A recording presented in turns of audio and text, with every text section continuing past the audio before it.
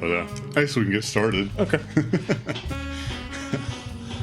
Works for me. All right.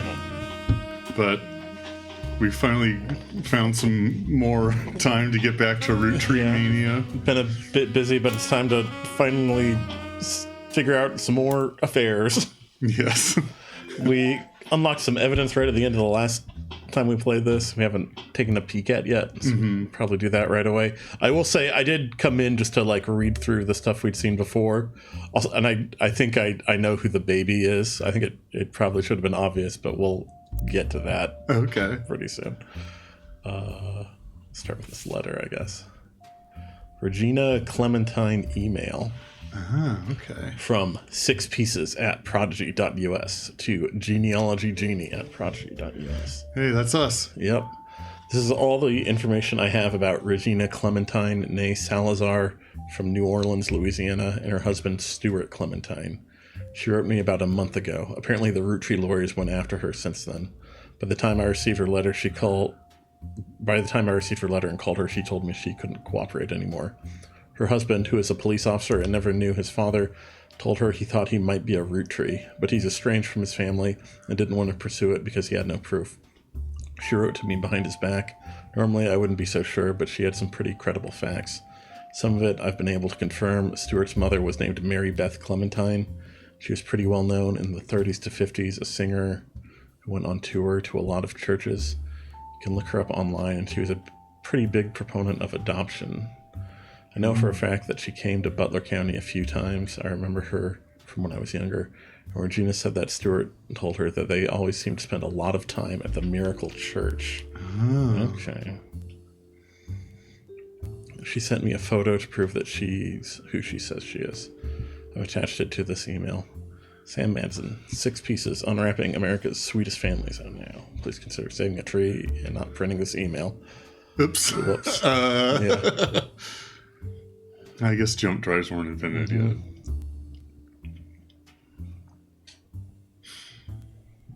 Okay. Yeah. So.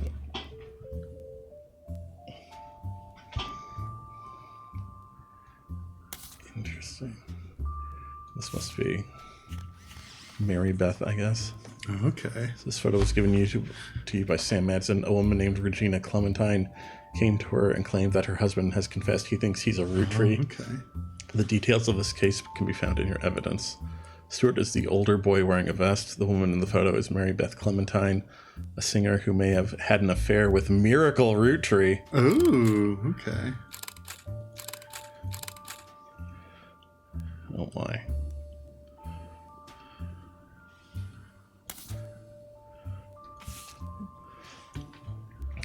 You were given some partial staff records to cross-reference by Sam Madsen. These records are based on old tax mailing information and only detail the employees that worked directly for Roottrees or in their corporate office. The many laborers on their farms and in their factories are not listed. You're not sure how helpful it will be, except for cross-referencing guys' secretaries and visits overseas. Spider searching people just because they are listed in these books will likely be very time-consuming and a waste of your time. Leadership President Zach Morden, Special Management Ernest Manson Jr., Office Staff Jr., Lloyd Carpenter, Carl Monroe, Elizabeth Cravensworth. We've seen. I remember the name Elizabeth popped up a couple times. That's true. Product Management, Eli C. Roottrees, Fred Cross, Albert Cross, and Douglas Rosenberg. Secretaries: Juliet McCullen, Joanna Robertson, Doris Mays, Beth Knox. There's a Beth again. Yeah. We might be able to finally get some of the maiden names for guys' mistresses here. Mm-hmm. From Samantha Morden, or Samantha Madsen, yeah. John Miller, Elizabeth Farrow, Thomas Green, Fred Gleason, Stuart Todd, Sam Harmon, Robert Logan, Michael Crane, Jack Hughes. I think John Miller was EC's partner. Wasn't he? Yes, I think so. Major expenses, none. Check. I think Joanna might have been one of Guy's secretaries. Yeah. Yeah.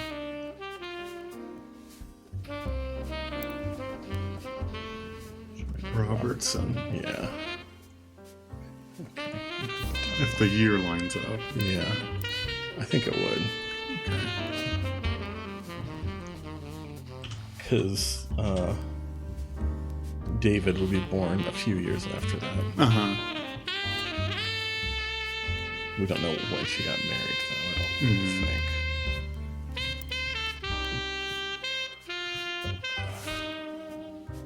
What was the other woman? The mother of the chefs, Christine. Oh, okay. Okay. But that would be later, so maybe. In 1977, it was announced that Zach would be retiring and Guy would be taking over at the start of 1978. They held a retirement party in November before spending the final month working on the transition. During 1976 and 1977, the following changes took place. Guy Hudson has replaced Ernest Manson Jr. as special management. Patrick Decker was hired. Eli C. Roottrees is no longer employed by Roottrees. Ernest Manson Jr. is now listed under product management. Christine Farrow was hired. Joanna Robinson is no longer listed amongst the secretaries, but a Joanna Fellows has been added to the list. Oh, okay. Yeah. Okay. Yeah, Joanna. Robinson. Yeah. Joanna Fellows and Beth Knox are no longer employed by Roottrees.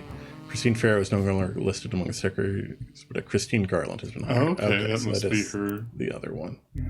Christine Farrow. Yeah. Interesting last name. We still don't have a picture of her, though. Yeah.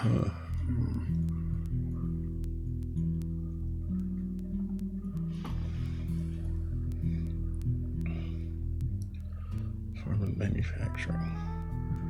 John Miller is no longer employed by Roottrees. Gwyneth Madsen was hired. Major expensive. Beth Knox 50-year work anniversary bonus, $50,000. Zach Morton retirement party, $20,000. Okay. 1978, Guy Hudson took over. This began a particularly volatile period in the company's staffing. Many travel expenses were listed, and Guy began trying to develop new 5-piece flavors. Following changes, Guy replaces Zach. Edward Roottrees, Elizabeth Cravensworth, Lloyd Carpenter are no longer employed by Roottrees. Raffertunes is now listed as office staff. There's Clark's company. Oh, okay. Albert Cross and Fred Cross are no longer employed by Roottrees. Christine Garland no longer working. Beatrice Watts and Corin Schwartz were hired. Juliet McCullough, Doris Mays no longer employed. Lisa Lewis, Valerie. So many secretaries. Yeah. We probably have to go through. Yeah. Okay, Elizabeth Farrow must be Christine's mom, because I think part of the chain we used to find the chefs was that someone who worked for Sam, her daughter, was like fooling around with Guy. Yeah. Okay. So, Sam Cattrall. Oh yeah, that's. I think this person married Sam's daughter. Yeah. She's in here somewhere too.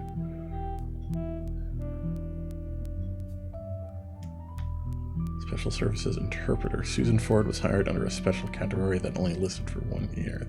This seems suspicious. Yeah. Major expenses. Presidential Office Refurbishment. 5 pieces flavor development. Caviar. Edward Roottrees retirement party. Christmas tree bash. New Year's Eve ball. Lots of parties. Yeah. Travel expenses. Australia, China, France, Brazil. 5 pieces flavor development. Butterscotch. This one sounds... That's a little more sound. Yeah. And here's caviar again. Wait, another one? Yeah. Going back to the well. 4th of July Spectacular. New Year's Eve ball. 1981. Volatility continued. Many new employees didn't tend to stick around very long. Following changes were recorded. Terry O'Connor was hired. Susan Ford moved to office staff. Spread.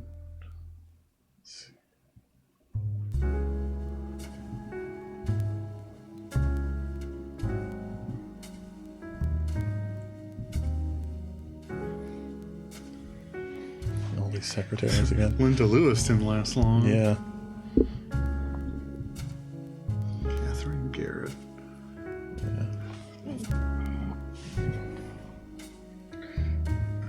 Emily Seinfeld was now Emily Barnes. Mm-hmm. Oh, and here, Gwyneth Manson no longer employed, and Gwyneth Cattrall listed. Susan Ford no longer works here. Yeah, that was the 1 year thing. Expenses, 5 pieces flavor development strawberry, 5 pieces flavor development Zigua? Shigua, maybe? Yeah, it looks like some kind of Asian flavor. Yeah. Butterscotch and caviar still under development. Jesus. More parties. Caviar's still going. Yep, they're not letting go of that one. Grandorf Dove donation. That's a hefty number. Oh, okay, that's gotta be suspicious. Yeah, we're gonna do that. And I'm also gonna Grandorf Dove. because I want to know what that is. Yeah. Grandorf Dove. Oh, I only copied the amount. Not. Oops. We don't need this. Do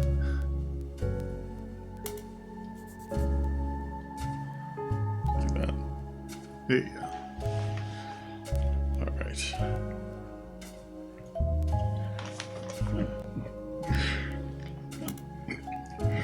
Guy Hudson died in May of 1982, so the first few months of that year continued along the same pattern as they had been. Things quickly changed when Ernie took over. Most of the extraneous expenses ended, and all of the secretaries, most handpicked by Guy Hudson, were let go. Sam Manson left Roottrees in 1984, so this is the last set of books you have access to. Okay. Following changes were recorded. Ernest Manson replaces Guy. Carl Roottrees joins as special management. Susan Ford no longer employed by Roottrees. No change, no change. Ernest Manson no longer works in development. Douglas Rosenberg rehired. Might be a guy to track down. Yeah. All these secretaries let go. From here on out, no secretaries are directly employed by Roottrees. Roottrees instead uses a temp agency called Worktime Temp. Might be a company to look into.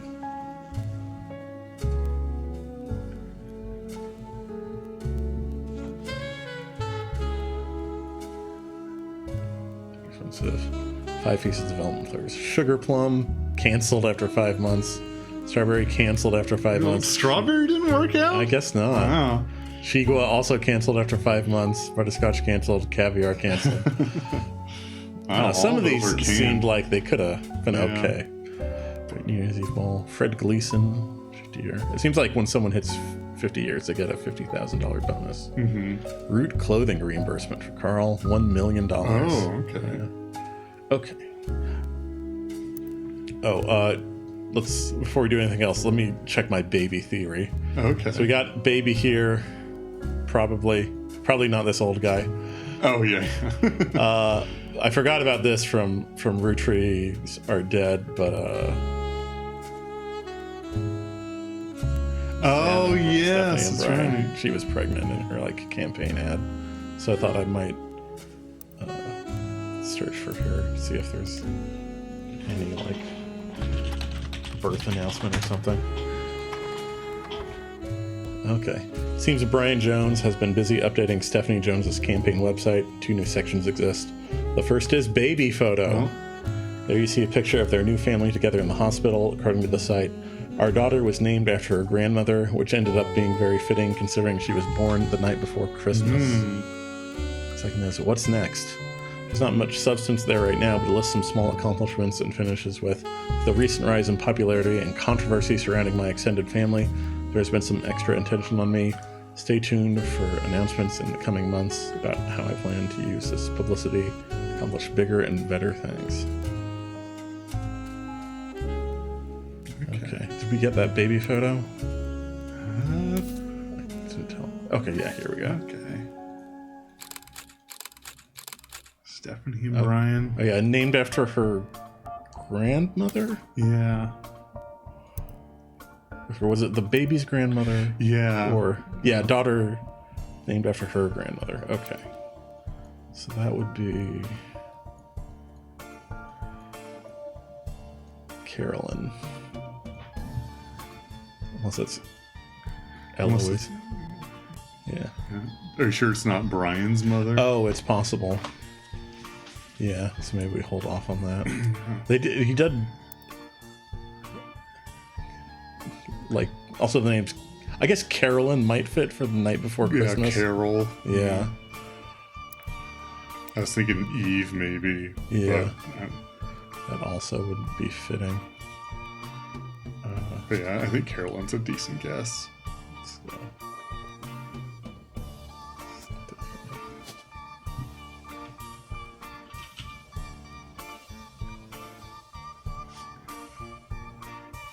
Oh yeah, Landon was her maiden name. Politics. There he is. There he is, baby. Oh, I guess Carol maybe. Yeah. Jones, yeah. I don't think we have enough names filled in to check. Yeah. We still don't have Christine's picture. Mm-hmm. Okay. All right. Oh, yeah. First, I want to see what a Zigua is. Yeah. Chigua is a Chinese word for watermelon. So it's like Suika. Yeah. Probably very similar. Probably the same root word. If it's the Chinese word, yeah, it is probably pronounced with an SH sound. Yeah. Chigua.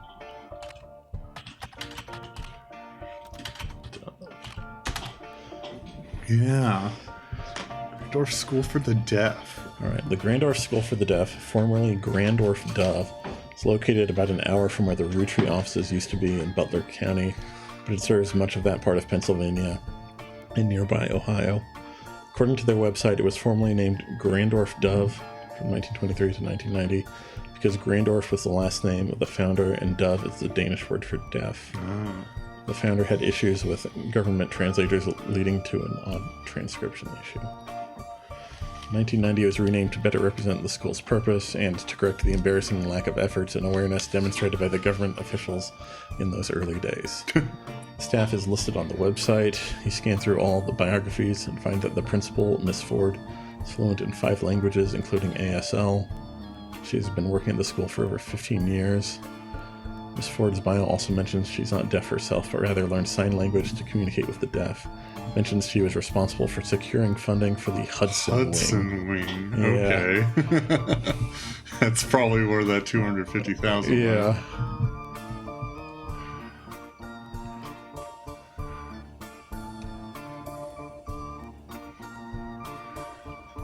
Miss Ford, I wonder if there's...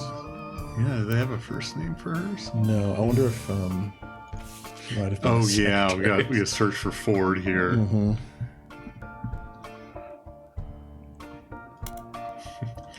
There's a Susan Ford in office. Okay. Today.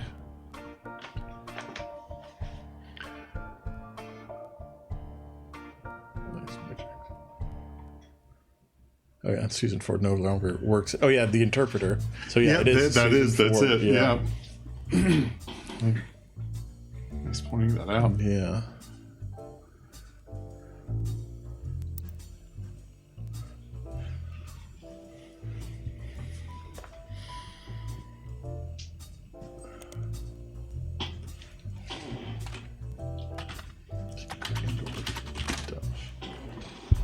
Grandorf Dove was a school for the deaf near Butler. It's regularly listed in articles with other local schools. The Butler County Times archives includes, seems like an endless list of snow cancellations, extracurricular activities, weekend events that began over 70 years ago and stretched until the last mention in 1990. Amongst the avalanche of useless information, you almost miraculously discover one useful article. Grandorf Dove was at the center of a crime article from 1982. It seems that someone defaced the school and vehicles outside of the brand new Hudson Wing of the school. There were multiple broken windows, and one of the teacher's cars was painted with profanities and accusations of infidelity. A few weeks later, a follow-up article provides more details. There was one arrest, Thomas Hughes, who was coincidentally a former student at the school. Apparently, the destruction came weeks after he married the school's newest teacher, Mrs. Hughes. She was not a teacher when he went. He graduated a few years earlier. According to the reporter's investigation into the police reports, trials, and restraining orders, Mr. Hughes was convinced that he was not the father of Mrs. Hughes' current pregnancy. He was released on bail, and the school has agreed not to press criminal charges after an agreement was made to pay for the damages and for the couple to begin divorce proceedings. It seems Thomas Hughes, Mrs. Hughes, and the Hudson Wing have all avoided further appearances in the Butler County Times.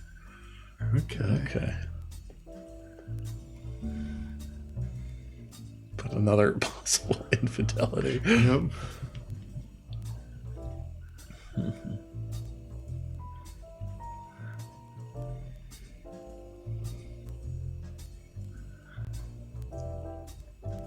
That one in 82. Yeah. That would be right before Guy died. Oh, okay. This is another Guy Hudson original. Mm-hmm. Yeah, Guy Hudson died in May 1982. Okay. And this was... This is probably the last one. Yeah. For Guy.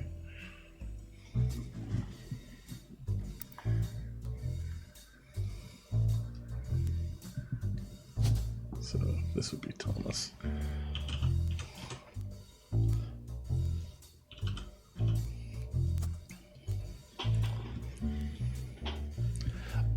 I did, when I was going through it again, I realized these two were born 3 years apart. So I don't know what that means for the possible affair. But maybe it, like, continued, or maybe, like, only one of them is going to end up being a Roottrie. Mm-hmm. I'll have to see. And I guess this is probably the potential miracle affair. Uh-huh. Mary Beth Clementine. Let's get miracle in here.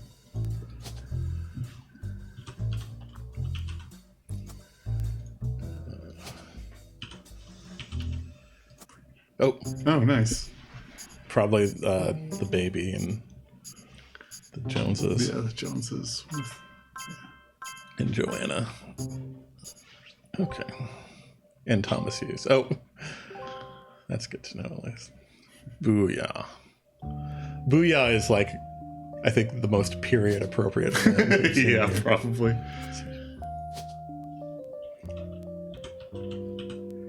Beth. Clementine. Or it would be like musician. Those Mary Beth Clementine is very much like a ministry music name. Yeah, totally.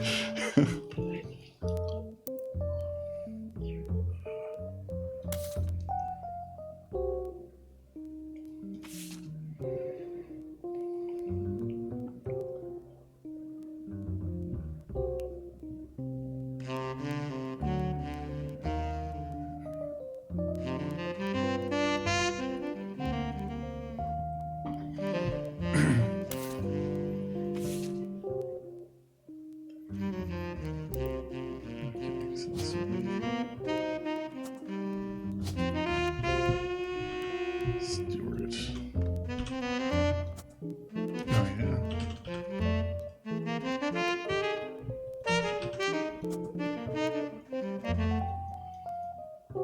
But we don't know the younger brother, I don't think. Mm-hmm. We could probably find out. See, I don't know. Should we keep poking around with Guy, or should we look into Mary Beth? Torn.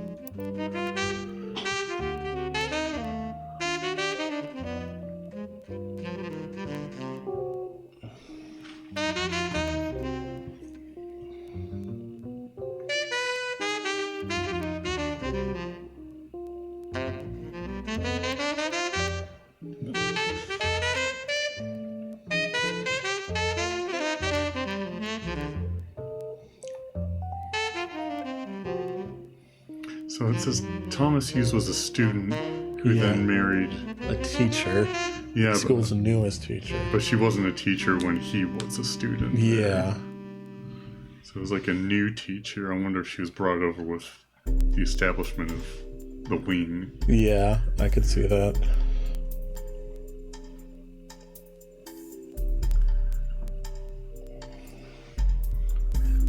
Did we come across the Hughes in like the list of secretaries?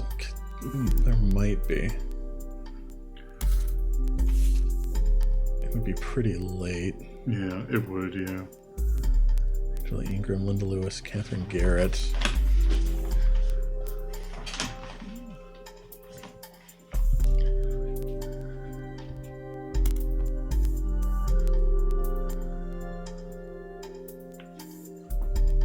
There'd be someone changing their name to Hughes, probably. That's true, yeah. You're right. Do we have the first name? I don't think so. Okay. Yeah, it just says Mrs. Hughes. Yeah. Yeah, you're right, because that's probably... it's his last name. So Yeah. that's not her maiden name.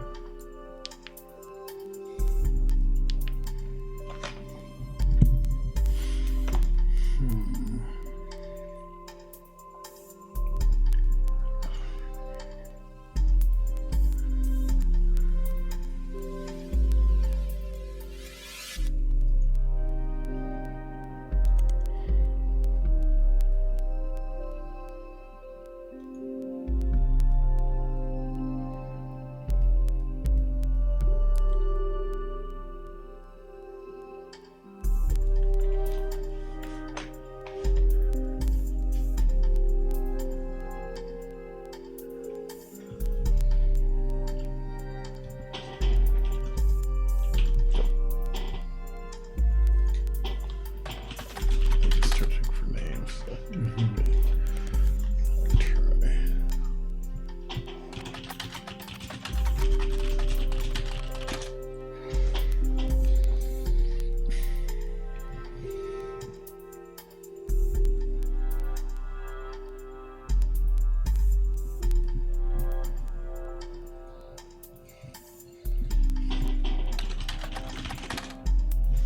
Okay.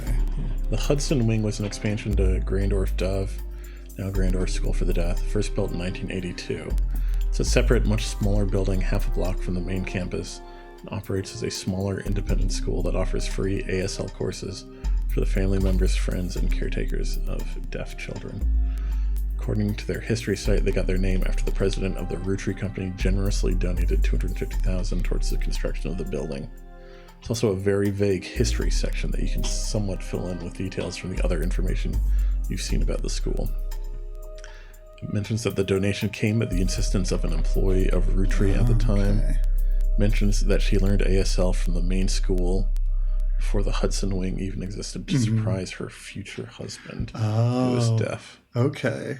After realizing how useful a service like this could be to non-deaf people that wish to better serve those with hearing issues, she convinced Roottrees management to invest in the school. Hudson Wing opened and she became the first teacher at the new campus. First, it only operated on weekends, but since then it has added afternoon classes on some weekends. Okay. So this must be talking about Mrs. Hughes. Yeah. So she was a Roottrees employee. Yeah. She opened in 1982. We might be able to like figure it out based on who left. Yeah, that's true.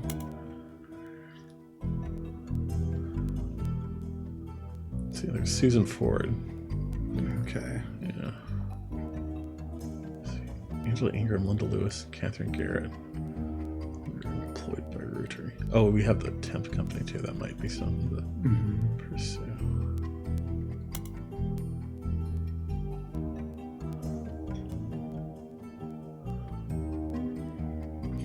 I need to go use the bathroom real Oh, quick. sure. You can investigate. Yeah, I might just read around.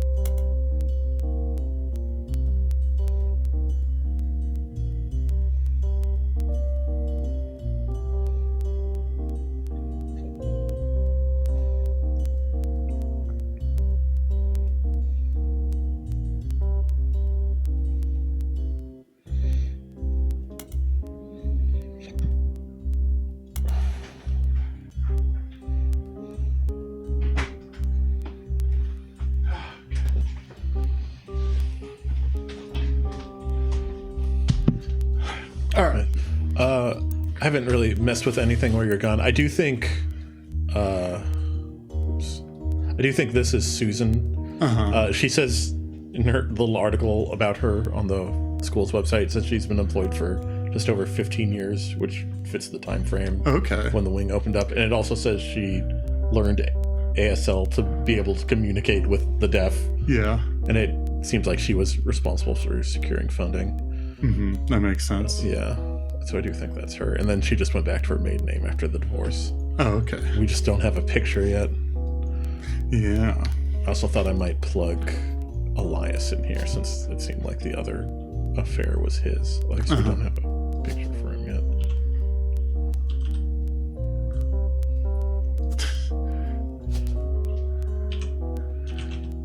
Guess we need to get a new picture for Elias. Yeah, maybe. I guess we have to use Miracle's new picture. I wonder if we can get one on the internet.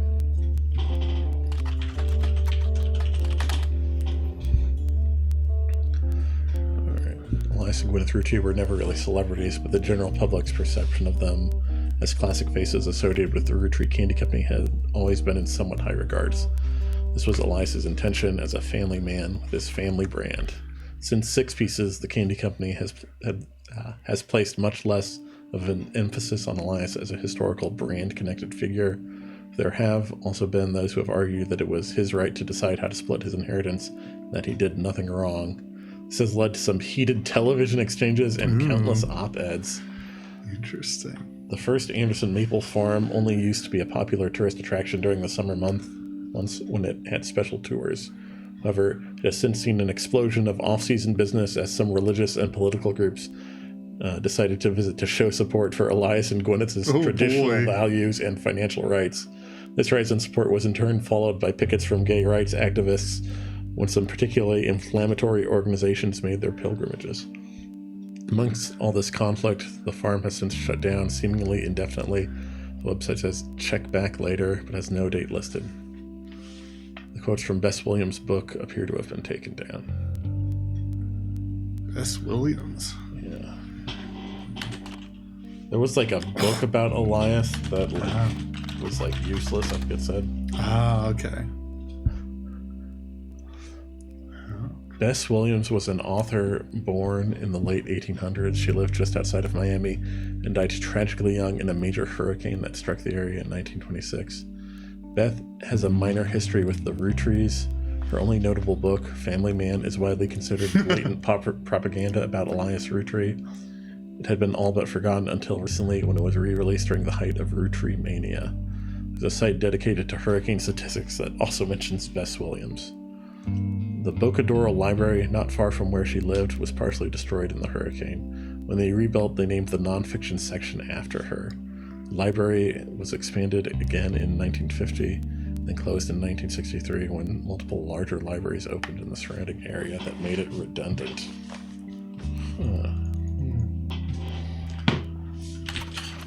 I guess she could be a suspect for this. Yeah, I'm wondering if like Bess is a potential shortening of Elizabeth. Yeah. That was the name that was around. Right. The Bocadoro Library no longer exists. You find multiple libraries in the area.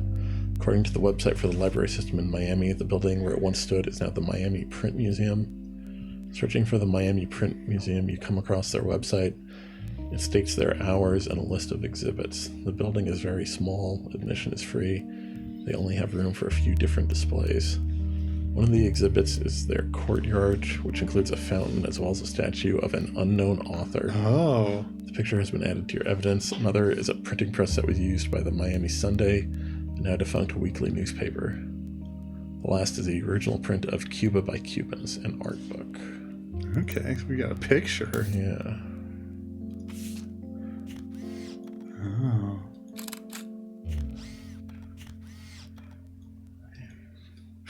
So it's a statue of someone, but they're not named. It's strange. You would make a statue of a stranger. It's a statue in front of the Miami Print Museum, formerly the Bocadoro Library north of Miami. Oh, okay. It sits in the courtyard and according to the site is said to be of an unknown author. Interesting. Yeah.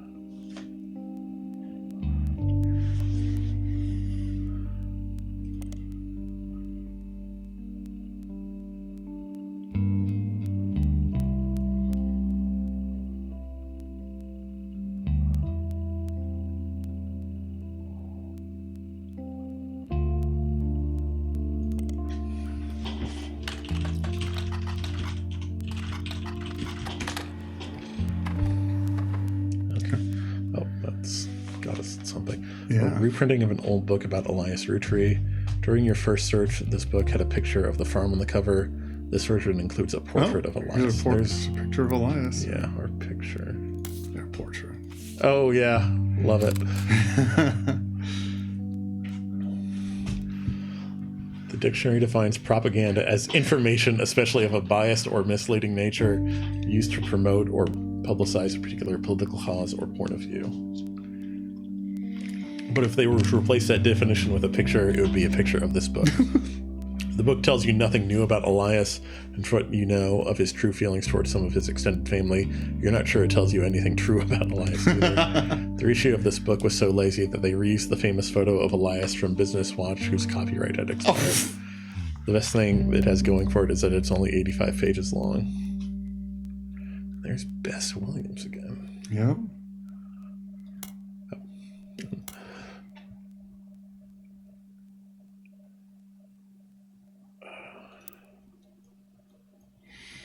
We do have a picture now. I'm curious who reissued the book. Yeah. Maybe it was a descendant of Bess. Yeah.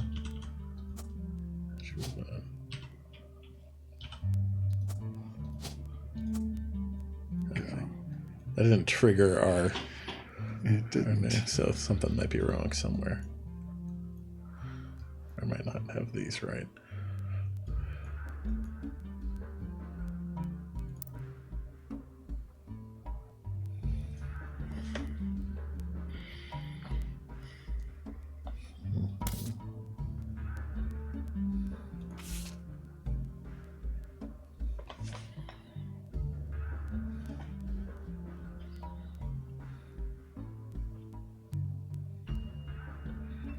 Let's see if we can find anything else about Mary Beth. Sure.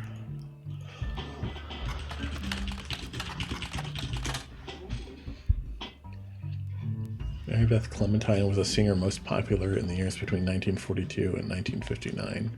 She traveled around the country performing at churches. Her repertoire was a mix of religious and popular songs, and although she recorded a few records, they seem lost to time. The only one you find mentioned was a cover of He's Got the Whole World in His Hands, released under the label New Edison. Mm.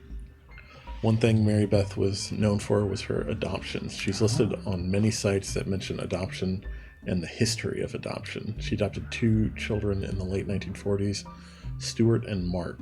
Oh, okay. She also spoke as an advocate for the benefits of adoption in front of the United States Congress in 1949, who were convening to debate and discuss the then recent first adoption of an African-American child to a white family in the United States. She was specifically there to detail her experience going through the system to adopt Stuart. Her other son was adopted later, and according to a single line on one adoption site, under unusual circumstances. Okay. In 1959, it surfaced that Mary Beth had been twice divorced, both times to her manager, Sterling. This ended her career with the religious audience she had been catering to, and while she performed occasionally since then, she mostly faded into obscurity. Mary Beth passed away in 1994 at the age of 76 of a stroke. Okay. We can get Mark in here then, but we don't know anything about him. Yeah. It looks like he was married at some point. Mm-hmm.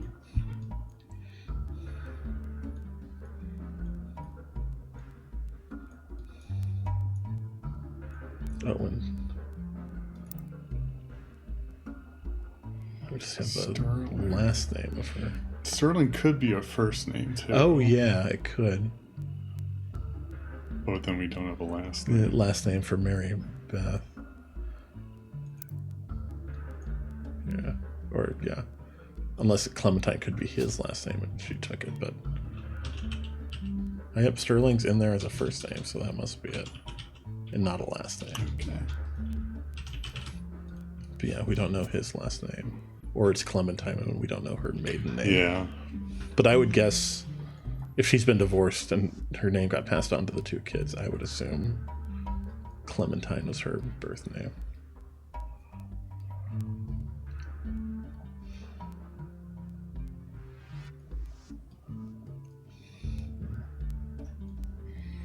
She did mention that Mark and Stuart were adopted, though. Yeah. Which wouldn't make them biologically Roottrees, Yeah. unless she's lying about that. Yeah. Although apparently something strange is going on with Mark's adoption. Yeah. But Stuart thinks he's a Roottree. Uh-huh. Or potentially a Roottree.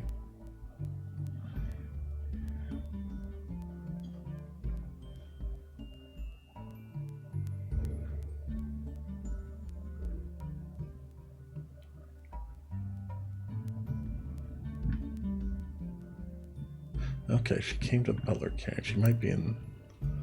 Yeah.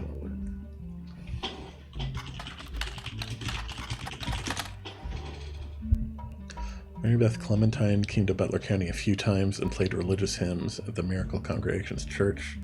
She's mentioned 2 times, though the first visit from 1949 was significantly more substantial. Miracle Congregation welcomes Mary Beth Clementine with open arms. The article mentions that the church's leader was moved when he heard Mary Beth's recording of one of his favorite hymns, His Eye is on the Sparrow, and reached out to her personally. His Eye is on the Sparrow holds a very special meaning to me. As you know, I've had a very difficult upbringing, and it's no secret that my own eyes have always been a source of struggle. The song is about overcoming sadness and hardship through Jesus. If God can find a way to watch over every sparrow, he can certainly watch over those made in his image. My family's fortune does me no good as a man of the Lord. It's much better spent spreading his word. And I felt a kinship with Mary Beth ever since I heard her voice. When I learned her personal story, I knew I had to help her whatever way I could. The Bible is full of adoptions from Moses to Esther. Spending her life taking care of those helpless to help themselves is incredibly noble. She and her son are welcome to stay in our guest home. The second visit was a few years later in 1953. The article mentions that her first visit was a massive success, and at the insistence of Miracle's congregation, she's returned for an encore performance. It also mentions that the unusual circumstances of her second son's adoption have prevented her from touring recently, but doesn't clarify. Okay. Interesting. Yeah.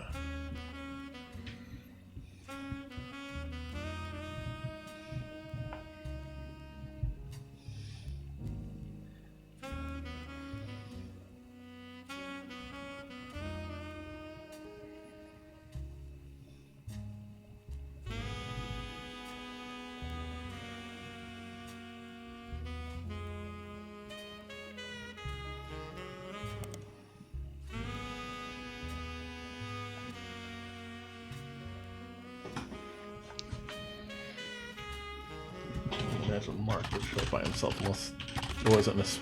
Oh, okay. Crocodile Clementine. Wow. Well, we hit on something. Yeah, I didn't expect this. Crocodile Clementine is listed on a website titled The Infamy List. It's a massive list of criminals who are known for odd crimes. Although Mark's nickname would imply he hails from Florida, a lot of others on the list come from there, or Australia, Mark is listed as being from Los Angeles. He has a pretty big entry. He seems like a real piece of work. Oh, God. There's a very small note about him being the basket baby of 1950, but most everything else comes from his adulthood. He lost his job in 1975 as a pilot for a regional airline after he tried to board the wrong airline's plane. He was drunk. He was charged with trespassing and assault. In 1982, he was arrested for transporting smuggled animals over the Canadian and Mexican borders for an illegal reptile supplier in Los Angeles. He was apparently quite successful for the first 4 years.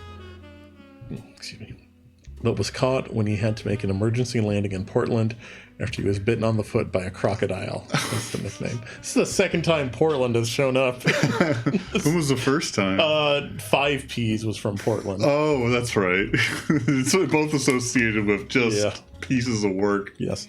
Apparently the Portland Telegraph is credited as having given him his nickname, but we might track that down. Yeah. I don't think that's a real newspaper. Unless this is Portland, Maine. It's closer to the Canadian border, so maybe... That's true, yeah. This is the other Portland. All right, 1993, he was released on parole, but his freedom didn't last long. He was arrested in 1994 in San Diego for violating it in an attempt to visit his daughter's graduation. Oh, okay. He famously punched the principal, a man named Billy Sims. This incident received national press. Okay. Okay. I want to see Crocodile. Yes, me too. So look at that mugshot. Multnomah County Correction. So I think that would be Oregon. Yeah. He found this mugshot online. It's Mark Clementine. He was arrested for smuggling reptiles into the United States. So one brother is a cop and the other is a criminal. Oh my God. That's one hell of a story. Maybe pilot? Yeah. It's his last legitimate job. Yeah. Okay. There we go. That's something. What do we got? Who do we get? Elias, Bess, Stuart, and Mark. Okay. Stuart. So Elias and Bess are locked in then. Yeah. Interesting. Booyah. And we're getting another visitor. It's Clark again. Sam reached out to me finally. I think I have you to thank for that one. My family's in a bit of a rough patch. Even though the candy is selling better than ever, everyone is fighting over the trust. Yep. The majority of us want to dissolve it. Oh my. On paper, it seems like the right decision. The arguments about what to do next are endless and heated. More than a few Roottrees are worried about losing their wealth. I mean, the way, with however many Roottrees they keep adding generation after generation, eventually the trust is going to dwindle. Yeah, it's going to dry up. I don't think we deserve it more than anyone else. I love my family, my wife, my daughters. Oh, yeah. Even my son, who I hardly ever get to see. I kind of wanted to check his son's blog. I remember he had like a website. Oh, yeah. I want to keep them safe and secure. But I didn't do anything to deserve this fortune. Hell, I probably deserve it less than most. It took me way too long to get my life together. Okay, enough about me. Here's the deal. I can't stop the majority from voting one way or another. If you keep passing along potential Roottrees, I'll keep adding them to the list. On the other hand, there's been some leaps forward in genetics. It may sound like science fiction, but we can actually determine who's in the family just by testing their DNA. Whoa. Science is amazing. What you've done so far has been very useful. Just keep filling out the tree and we'll prepare for the tests. Okay. No new evidence, though, I was looking. It looks like. I was hoping we have like this one photo from like a company picnic or something. Yeah. I was hoping there would be like more pictures from all of Guy's various celebrations. Mm-hmm. But we haven't seen any yet.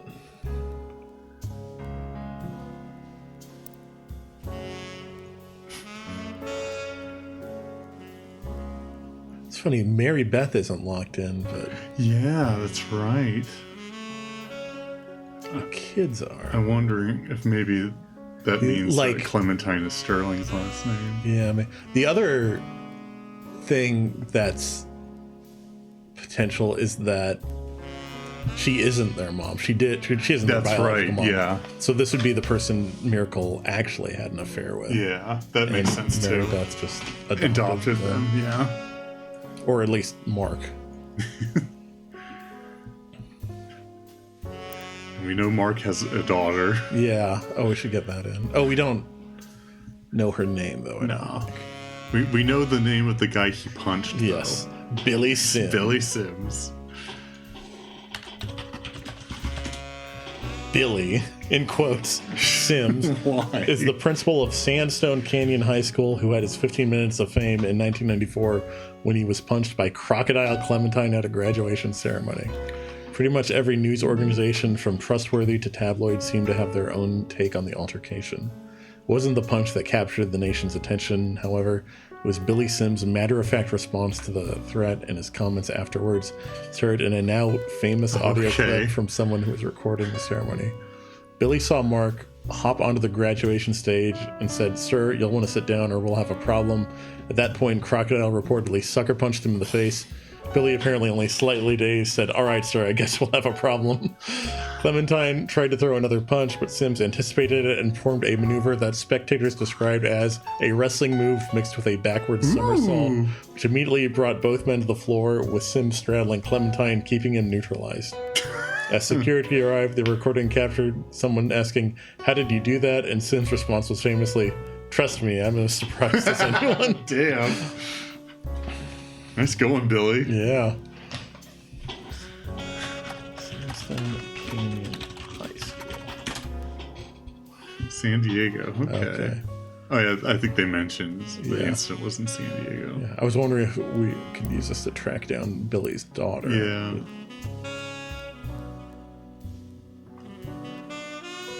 See, one of his kids has got a kid of their own now. Oh, yeah. Billy's a grandpa. Yeah. Grandpa. Well, Mark is a grandpa. Oh, yeah. Yeah, Mark's a grandpa. Billy, who knows? I hope he's doing well. Yeah. I wouldn't be surprised if Billy Yeah. fucks. It seems that way. Definitely after the somersault or whatever it was. All right. We got a periodical. Portland Telegraph is your run-of-the-mill newspaper based out of Portland, Oregon. They have a website with a lot of dry statistics about how many subscribers they have, how many issues there have been, awards they have won. So it doesn't appear to have useful data, but we have it in our Yeah. periodical.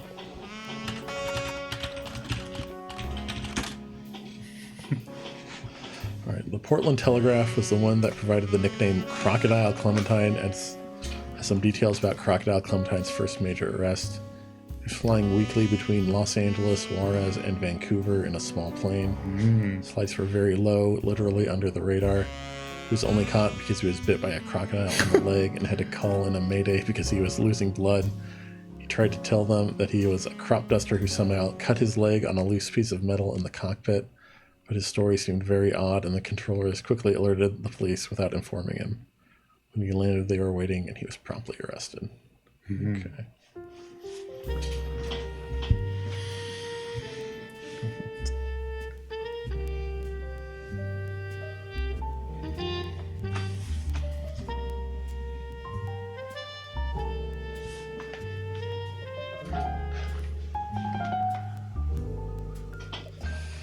Now that we have Portland, though, we can see if, like, there's Yeah. 5-piece here. Since Felix Fellows, aka 5-piece, was confirmed to be a Rootree, there's been a myriad of articles in his hometown's newspaper that mention him. Nothing appears to be new information, it all rehashes the News Time article and his web search results. The newspaper's music critic did review his latest album. They gave it a 3 out of 5. So we'll search for Joanna Fellows. Okay. Joanna Fellows was mentioned briefly a few times around the time of her death. The first time was about the discovery of her body. The second time had some other details about the night she disappeared. Reiterates some things that were mentioned in the News Time article about her son. She was a single mother who worked at a video rental store. She died of a drug overdose after stealing from the cash register. Nothing really new there. But I feel like they wouldn't give us a Portland periodical if there wasn't something to do there eventually. Mm-hmm.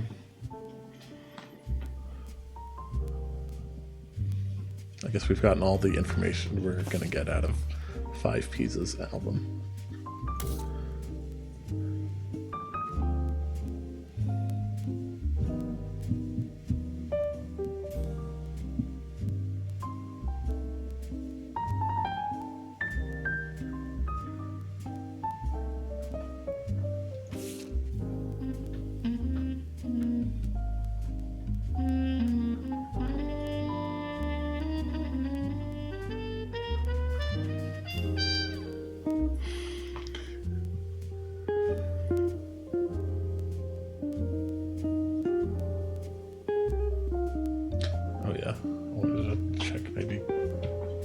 Chris's stuff, but I don't know if there's really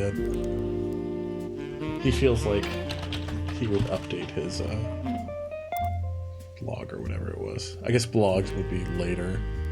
Okay. Oh, Prodigy site. Chris Rafferty's Prodigy site seemed to have been discovered by the masses. Gone are the art pictures of his cousins. Instead, it's a list of questions that people keep emailing him. The most relevant ones are the following. Are you the son of Clark Rafferty? Yes, but I didn't grow up with him. I remember him from when I was a little kid, but I moved away with my mom when I was very young. I left Pennsylvania and moved back home to Virginia.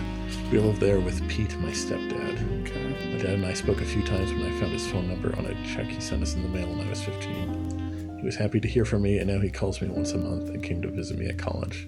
Tells me about things I don't remember and people like Guy Hudson and Ernie Manson.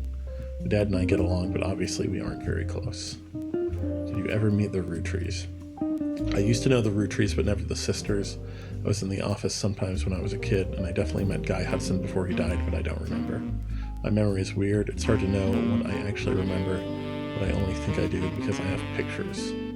For example, I have a photo from when I was 5 and in the office with my dad, and Guy was there. Okay. Okay. I made myself sick by eating chocolate, and some woman who I don't know cleaned my face. I don't know if my memories of that come from the picture or not. The photo has been added to your evidence. Good.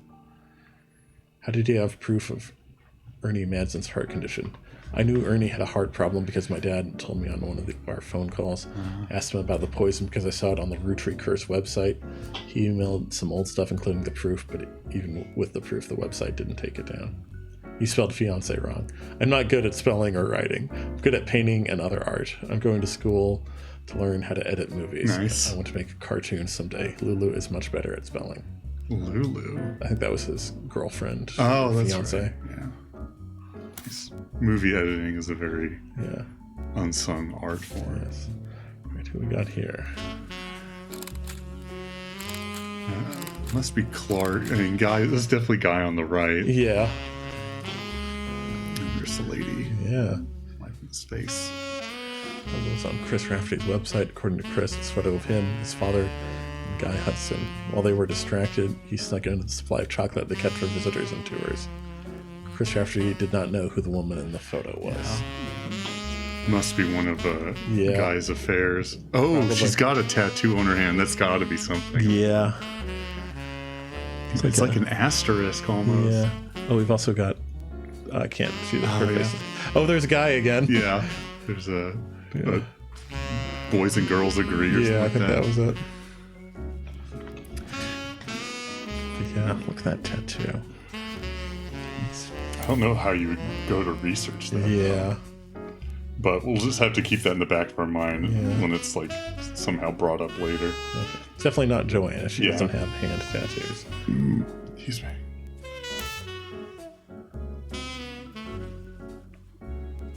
Guess we have another photo guy we can put on here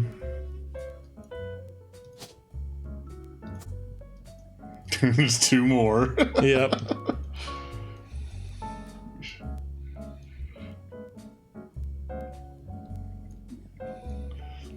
I feel like Guy might not have been the most responsible CEO or president. He really thought that caviar thing was going to work out. He did. It could be Christine, but I don't want to just drop the picture in there just for trying.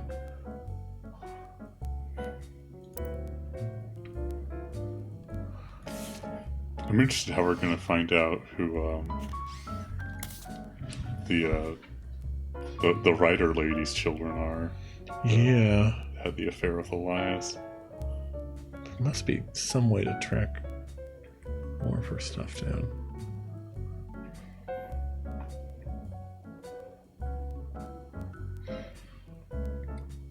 Yeah, I don't want to derail whatever we're looking at right now. Fine.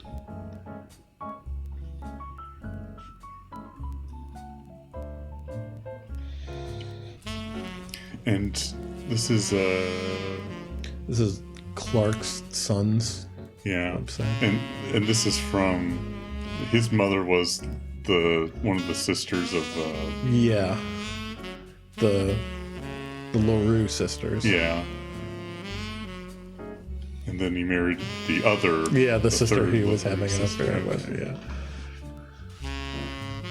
I see. But he's the son from his first marriage. Yeah. Or his second marriage, I think. Oh yeah, that's right. His first marriage, I don't think, resulted in any kids.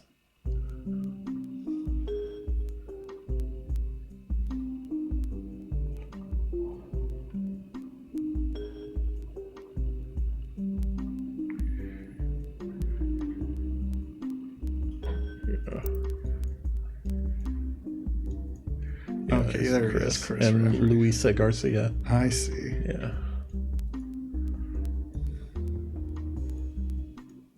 Lulu. Mm-hmm.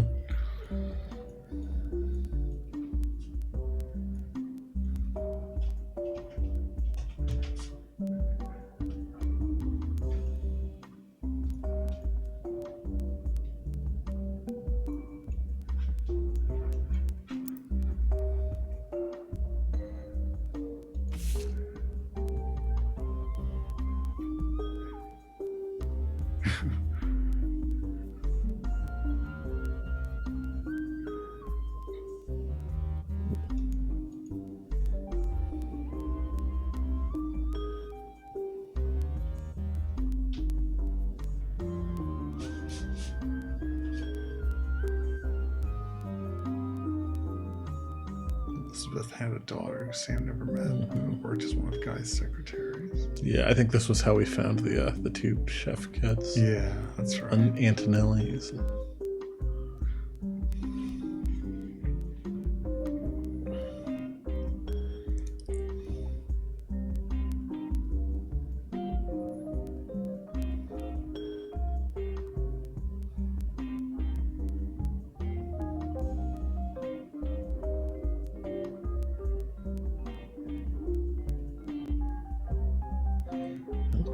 He bribed at least one politician to open a factory in Brazil. I wonder if that would show up on the books. Yeah, I wonder. Sam speculates that Elias may have also cheated on Gwyneth.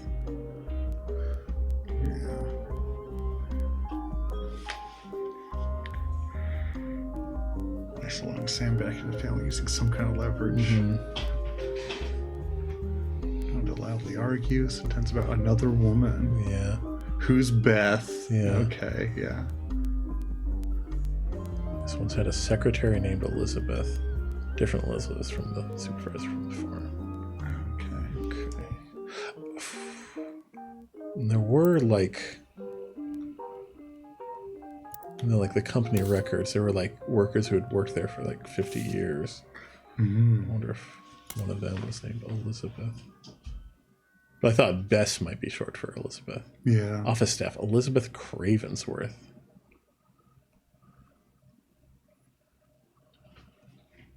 This is none.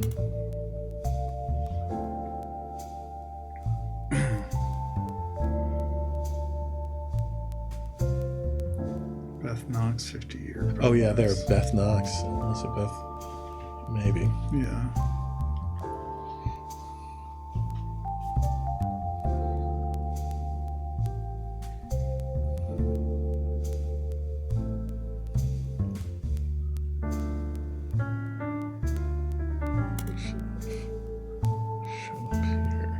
Secretary is Beth Knox. Okay.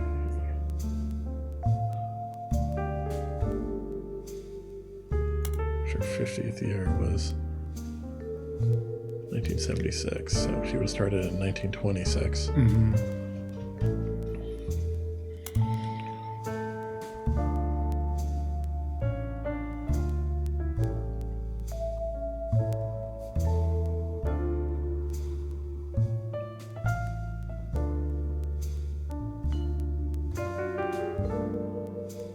Presidential office refurbishment. I missed that the first time. Oh, guy.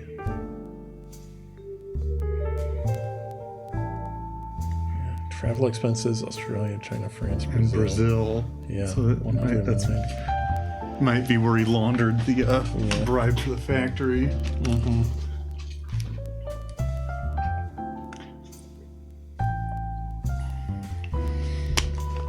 I wonder if, like, the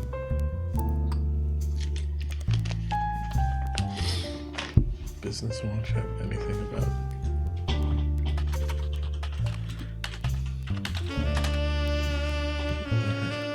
Rootree Everywhere companies, including Rootree Brazil, Rootree Aus, China Rootree, and Rootree France, tend to be difficult to find anything useful about in Business Watch due to the massive amounts of advertising and business deals unrelated to your search that they've been a part of. You don't find much that you can't find online, though you may be able to find more by searching for individual people involved with the deals that led to the company's creation. But we have names of the companies then. Yeah.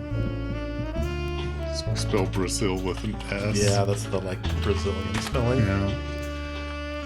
Rootree Brazil, sometimes erroneously referred to as Rootree Brazil, is one of the companies created to manufacture and distribute Rootree candy. It was developed as part of the Rootree Everywhere initiative near the beginning of 1979. Unlike some of the other Rootree Everywhere results, Rootree Brazil seems to be a success. You do some rough translating and find a significant amount of information about it. Brazil was the only region in which caviar-flavored 5 pieces released at the end of 1978 were a hit. Oh, okay. The primary reason that the factory still exists to this day is solely to create that flavor, which comes in its own standalone 5 pieces bag with Portuguese writing. Small town named Alvalagos near the municipality of São Bernardo do Campo became the location chosen by the Rootree Candy Company after a newly elected local politician named Edson Soares heard they were planning a new factory and petitioned them in early 1979. The factory was controversial as locals did not want it there. The Rootrees visited Brazil around Christmas and managed to break ground on the project. Since then, however, it has been operating relatively smoothly, except for 2 incidents. First was Incendio de Bordo in 1982. The second was an unsuccessful strike in 1995 that involved all of the factory workers being replaced. The factory was originally built and run according to paperwork at the time by a small company called Nova Corporatal de Doces Brasil, which literally translates to New Brazil Candy Corporation. The company no longer exists. Not much information has ever existed about it, and the Rootrees now run Rootree Brazil entirely. Okay. I love that the caviar was a hit so much. Yeah. Guy's lasting legacy. Mm-hmm.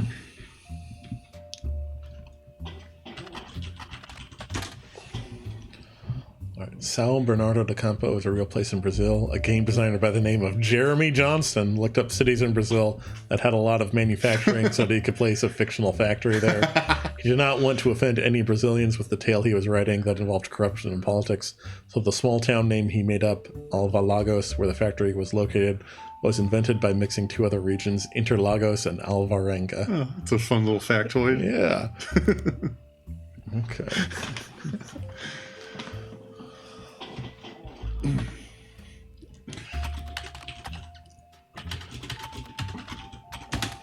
Okay, nothing relevant. So you're gonna have to put accent marks in there? I just might, copy yeah. paste. Yeah. In fact, I think I can just search. Yeah. Okay, it's just the same.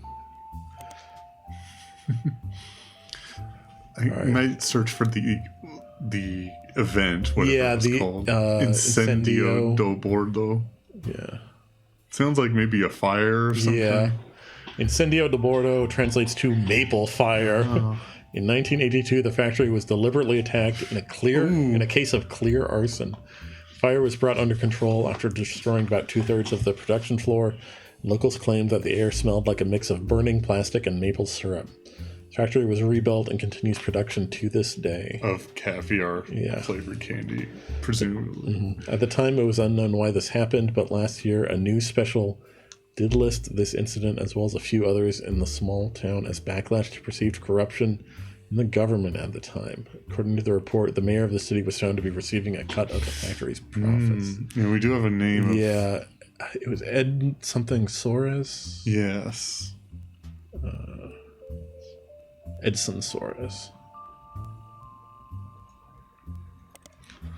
Edson Soares was a Brazilian politician. You find a dissertation published by a college student as part of their PhD in history. It focused on the rise of democracy in Brazil.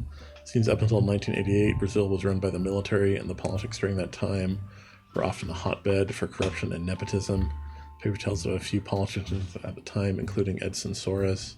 Edson is a former mayor of Alvalagos, Brazil. Before politics, he was a manager at an automotive manufacturing plant for a major American car company. He was put in charge of Alvalagos by the military government in 1973. As mayor, he used his manufacturing background and knowledge of American business to establish new factories, distribution plants, and other business ventures in the area. This had two side effects. First, he became quite rich.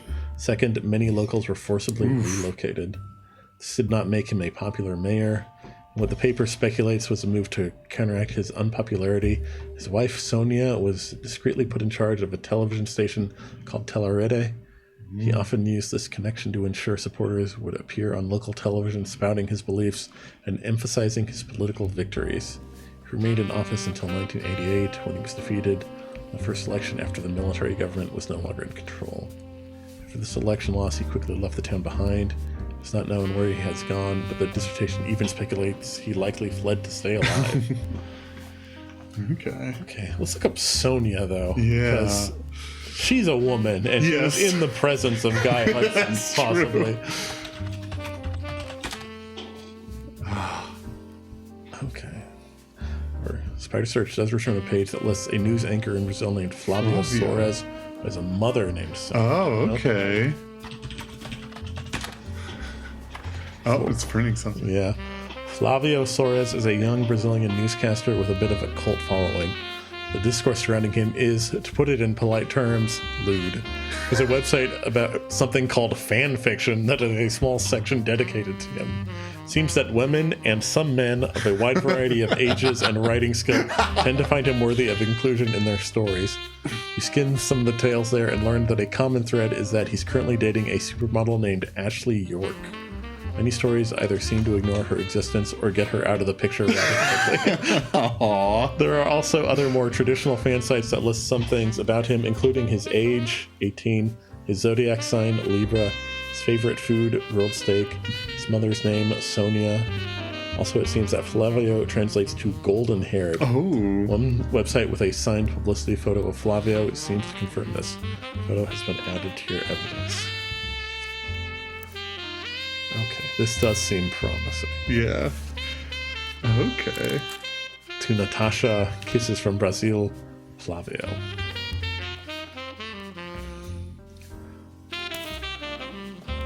Let's look up. I think the broadcaster Sonia worked for was Telerede.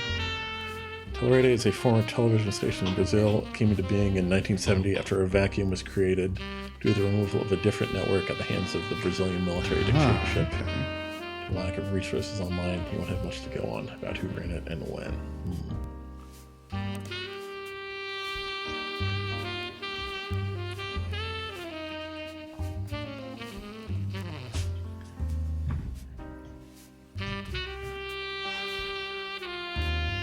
He's only 18 and he's already a newscaster. Yeah. So he would have been born... This is 98 or 99. So it says 99 down the corner there. Yeah, that's right. So this would be 81. 81, he was born. Which is during Ernie's tenure. Yeah. I mean, not Ernie, Guy's tenure. Yeah. Yeah, let's see here.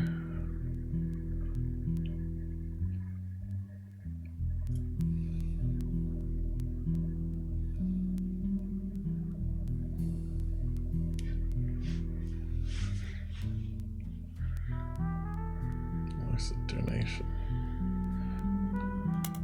Let's see, when did the travel expenses? Okay, travel expenses was 79. Yeah. There's caviar. That might have been related. Mm-hmm.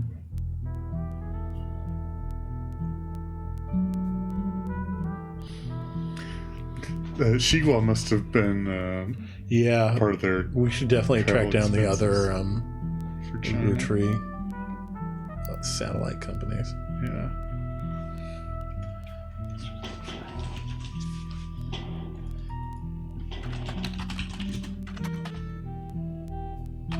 Yeah, I think that's. Yeah, I guess.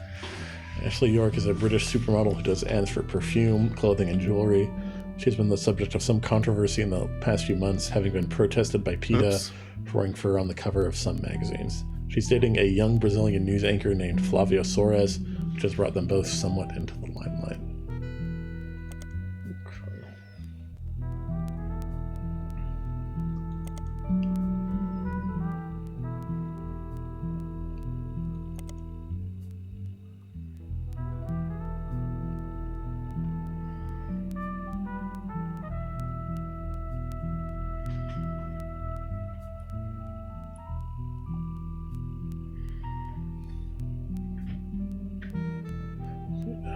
Let's see.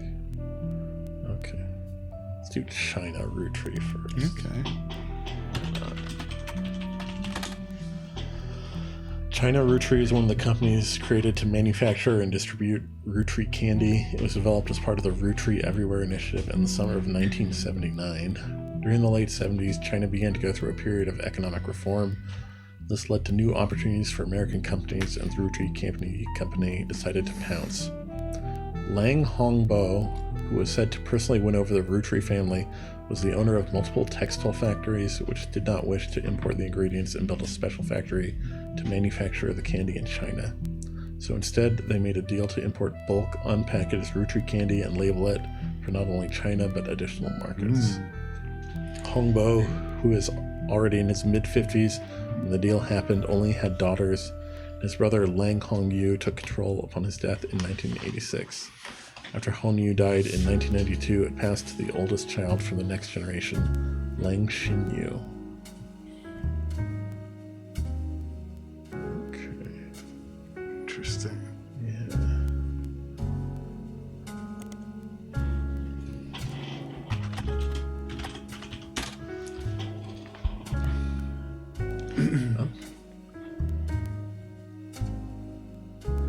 Searching for Lang Xinyu separately brings up much fewer results than Lang Tai.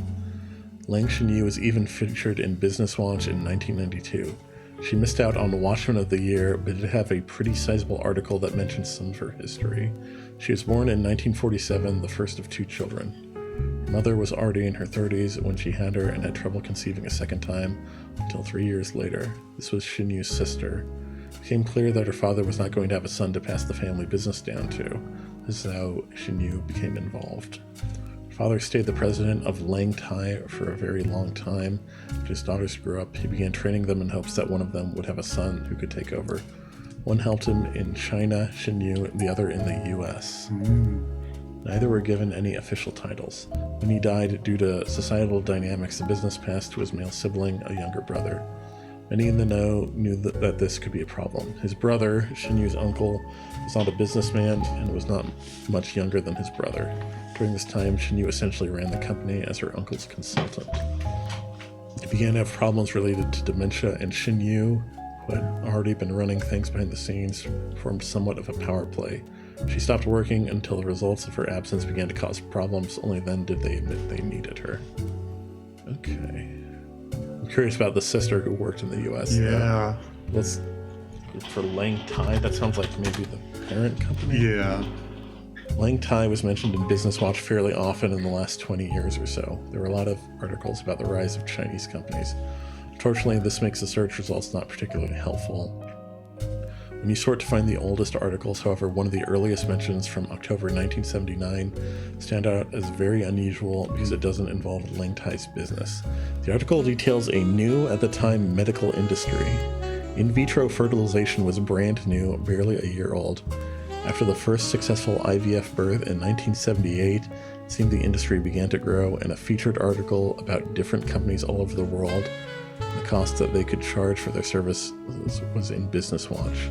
This included a few cases of high-profile customers willing to pay a premium. Apparently at the time, the CEO of Lang Tai was Lang Hongbo, and his younger daughter Lang Xinyao and her husband could not have children, so in an attempt to create a suitable heir, he paid genes? to have their child implanted in his older daughter, who was unmarried. The cost for this was apparently 380,000 yuan, or just over 100,000 USD. Okay.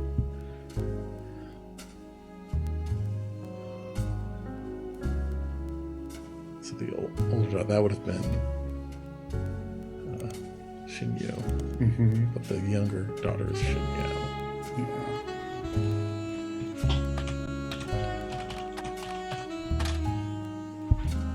Junis Company was mentioned once in an article you already read about the head of Lang Tai, but then again later in 1994. There's a long article that spells out a huge controversy. It seems that a whistleblower came forward to the U.S. government about Qgenis, which was said to have been founded in China by a partnership involving American and Chinese medical specialists who then build their medical facilities in the United States. The article mentions the whistleblower's claim. Qgenis will sometimes claim that they performed IVF when they did not. This would often be used as an excuse for an otherwise unexplainable pregnancy. They'd fly their clients to America, where they would stay for an extended period of time, then return to China with news of a successful IVF pregnancy. The whistleblower apparently presented the Department of Health and Human Services with credible evidence. At the time of the article, it was still an ongoing investigation, but Business Watch speculated, after copies of the proof were leaked to various media sources, that they couldn't imagine a world in which the company would be allowed to continue operations without facing serious legal or financial consequences. Interesting. So maybe the IVF for one of the Chinese women was just a ruse. Yeah. Cover for some Guy Hudson nonsense. Yeah.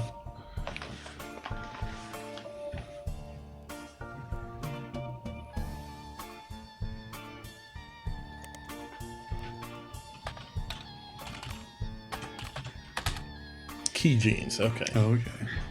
It's a medical company with operations in both the US and China. They made international news in 1994 after a whistleblower came forward. Apparently their services were in some cases falsified. While they did often perform IVF, the whistleblower proved that a few of their customers paid for a very different service and alibi. The company would claim they performed IVF on someone who was already pregnant to create a cover story for high-profile families who did not want to give up the child, but did not want the shame of an unmarried mother. The whistleblower claimed that they had helped do this at least 6 times, but only provided proof of one case.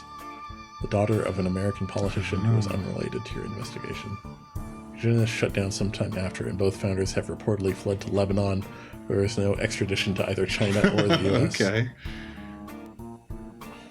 Oops.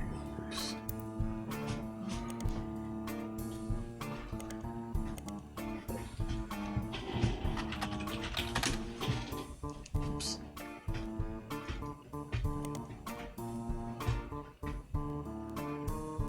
Let's see if we have anything more.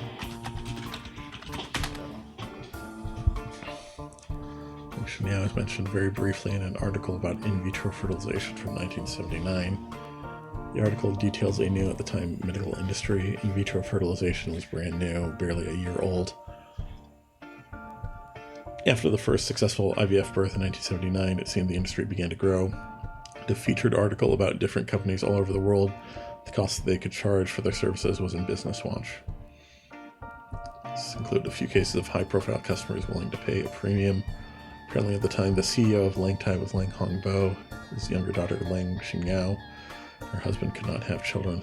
In an attempt to create a suitable heir, he paid Key Genes to have their child implanted in his older daughter, who was unmarried. The cost for this was around 380,000 yuan, or so. Yeah.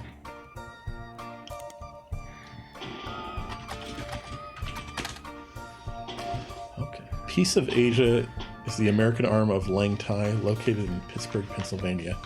According to their site, the Tai in Lang Tai translates to peaceful, so they chose their name in America to match. There are a lot of other companies listed here, too many to investigate, as very few of them seem to have any relevance. Seems Piece of Asia is nearly as accomplished as Lang Tai.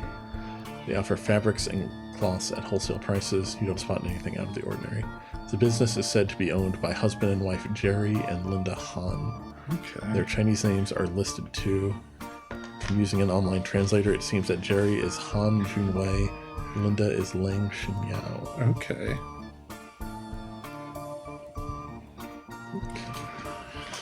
So Lang Xinyao and her husband live in the States. Yeah.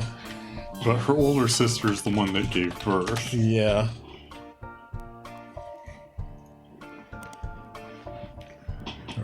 Piece of Asia has its headquarters in Butler County. It's listed occasionally under many different contexts, as many local businesses are. Nothing seems important except the first mention from 1981. This newspaper chronicles that Jerry Han has traveled from China to open the company, which is connected to a much larger company overseas called Lang Tai that has connections to Roottrees. It's not a factory, it simply imports and distributes Lang Tai's products. It also mentions that Jerry is the son-in-law of the current head leader of Lang Tai. Someone close to the family who learned English in school, he naturally raised through the ranks as they expanded their reach to America. Though Jerry's wife Linda doesn't speak English at all, she is currently taking classes. He is teaching her at home. He says she has always been a fast learner. He hopes that she'll be at least conversational by the time she gives birth. According to the article, this was not the first time they were in Butler. They visited in the late 70s. The rest of the leadership of Lang Tai when trying to court the Roottrees. It seems the first trip wasn't covered by the newspaper. Huh. Because by the time she gives birth, I thought they couldn't have children. Yeah.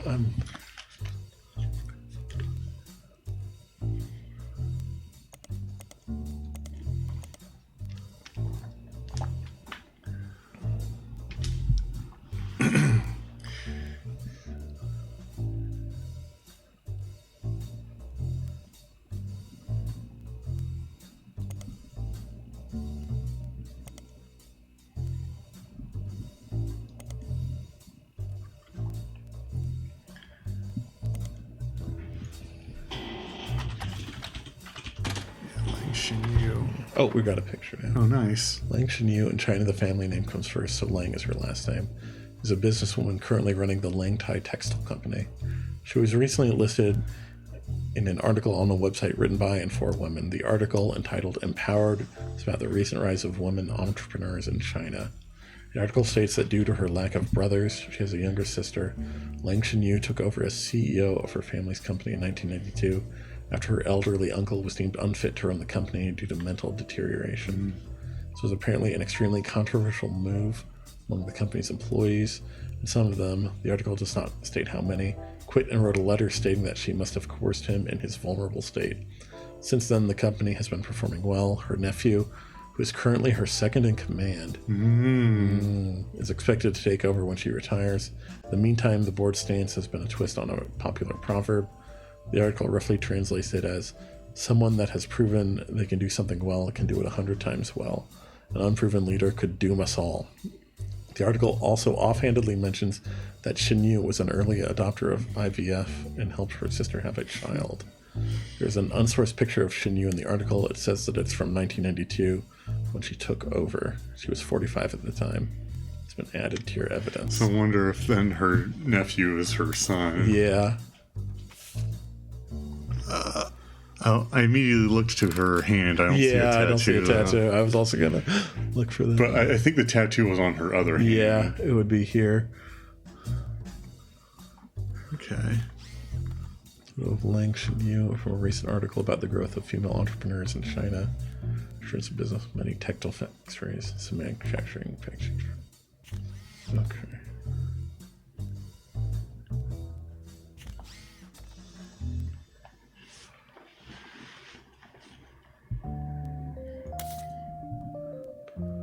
It seems like she's grooming her nephew or son to take over for her. Mm-hmm.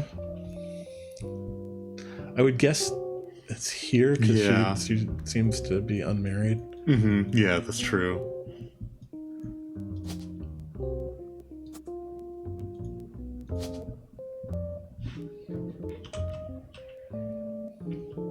And it looks like... Oh, whoops, I'm doing this backwards. Oh, yeah, it would be, Lang there. And then Shinyu's first name. Mm-hmm.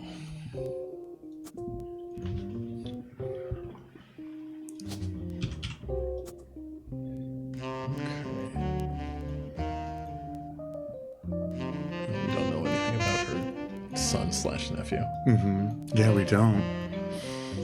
Might have to search for her sister. Yeah. Her husband. Yeah, I think Jerry Hahn is what the That's right, yeah. goes by. Jerry, Linda, and Mark Hahn appeared recently on a website called Focus on Philanthropy under the headline Hangin' with the Hans. Hans were chosen because they donate significantly to causes that further Chinese American culture. Okay. Jerry and Linda were both born in China and fell in love during college. Linda's father led a large company. This article never names it. After it expanded to the U.S., Linda's father approved their marriage so long as Jerry took over the U.S. portion of the business. Linda jokes that the entire situation is like something out of an Alanis Morissette song, with how ironic it does. All right.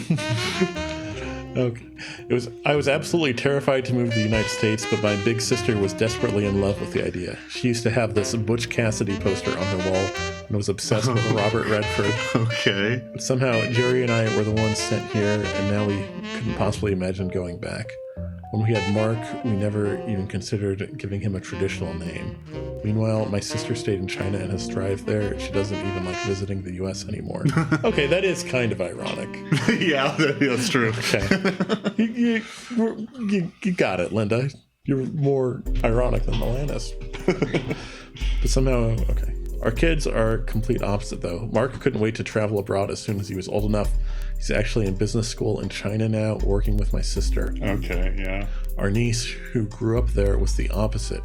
She couldn't wait to get here. She started calling herself Lucy Lang in high school and flew out here as soon as she graduated. The name change apparently drove my sister absolutely loco. So wait a minute. Yeah, so... Niece? Yeah. So Shinyu actually does have a child of her own. Yeah. So we might not have her in the right spot. Maybe, yeah. Let's see. Yes. Yeah, there's 2 children with the last affair. Yeah. That was where we had Susan Ford, though, yeah. But we don't actually know if... Oh, we did lock in her spouse. That's true. Yeah. Unless, like, these are both sisters. But then that doesn't leave room for anyone from Brazil. Yeah. If there is a... But that might just be a wild goose chase. Yeah. Oh, it might be the niece was just, like, a legitimate birth.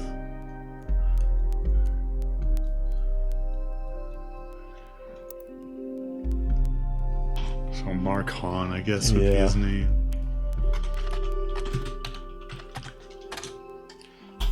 Okay.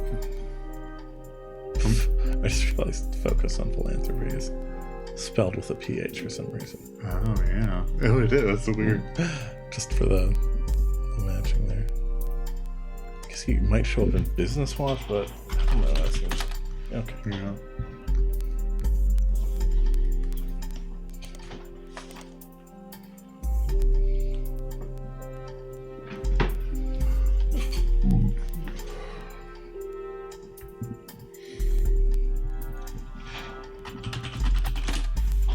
Lucy Lang is not exactly a common name, but it's not the most uncommon you've come across either. There are a few that come up with any searchable details, so it might be possible to narrow down your possibilities. Lucy Lang is mentioned on a robotics website as part of Team Talon-Claw. Ooh. Team Talon-Claw are one of only 2 teams from the US participating on a new robot-based show in the UK. Another Lucy Lang is part of a small women's a cappella group in Los Angeles called the Gin and Tone X. A third Lucy Lang works in New York for a business called Corporate Synergetic Solutions Unlimited. Neither of those, I don't know if any of those actually fit, because it sounds like she went back to China. Yeah. Oh, no, she flew out to Butler County. Oh, she was in China and flew here. That's why. Oh, that's right. Okay. You're right. Mm-hmm.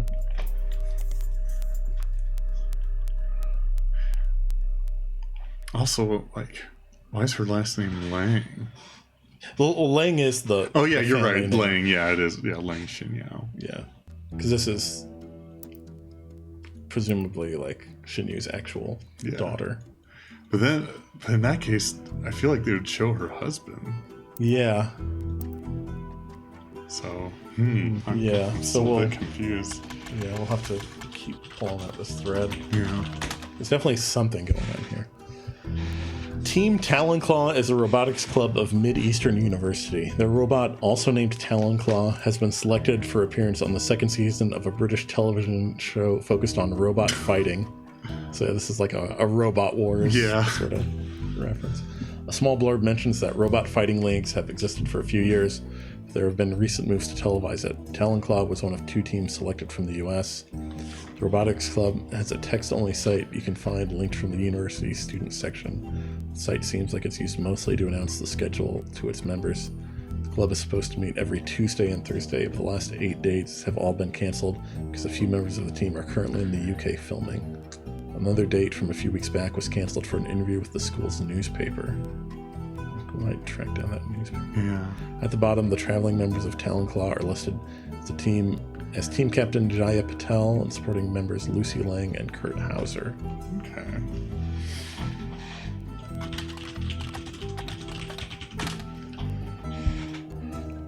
Mid-Eastern University is a notable private college that advertises itself as midway between Maine and Miami. Their mascot is the Spectres, though they are not known for their sports programs as much as their education. Their legal and language departments are their pride and joy, though they also have fairly extensive computer science and robotics programs, along with other prestigious schools that haven't quite reached the notoriety of Ivy League schools. Some refer to it as a Little Ivy.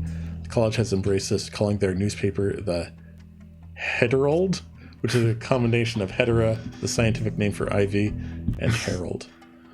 Their website boasts that they have a historical technology museum on campus, including a still functioning computer from the 1960s that takes up a full room. They also have a printing press that they use to print one special year-end issue of the Herald each year. Okay. Herald is the school newspaper of Mid-Eastern University. It appears to be available in your periodical archive. After a bit of research, you've discovered its name is a combination. Okay. Mangled my mouth trying to work that out again. It was Lucy Lang. Oh, we got it. Herald has a story about their school's robotics team, Team Talonclaw. It lists 3 student members and talks a bit about each of their history, including their interest in robotics. The only one that catches your attention is Lucy Lang. She grew up in China as Min Lang, but came to the US specifically to attend university. She said she grew up around factory-scale machines that assembled products that would be shipped all over the world, and the moving parts and automation fascinated her. However, as she has progressed through her major, she has become obsessed with smaller, more powerful hydraulics, such as the mechanism that closes Talonclaw's weapon. In addition to robotics, she loves linguistics. One of her hobbies since coming to the States has been collecting accents. In her spare time, she practices not only removing any trace of her native inflection, but also quickly switching between multiple different regional accents. She feels her personal best is the Southern Belle, but her favorite is the Valley Girl, due to its use in popular culture. The article has a picture now in your evidence. Okay, there she is. Yeah, that's definitely a battle bot. It sure is. Huh. Yeah. So I guess her original name is Min. Yeah. Or Lang Min, yeah. That would be what we put in if she is Yeah. a Guy Hudson original. Yes.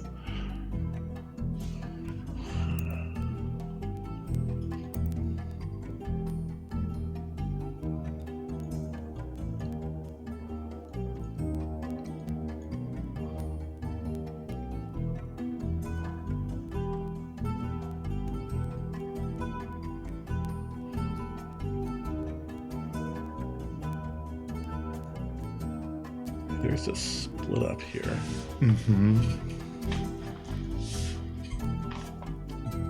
It doesn't seem like there's any divorce in the Langs.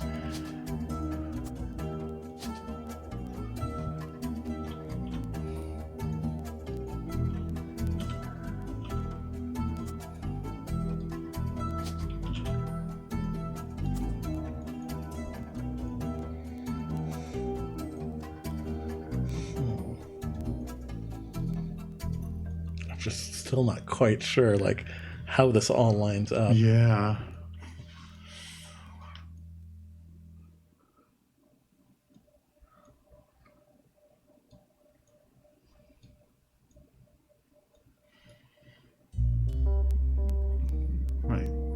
Might see if we get any return on searching Min Lang or Lang Min. Yeah, nothing online.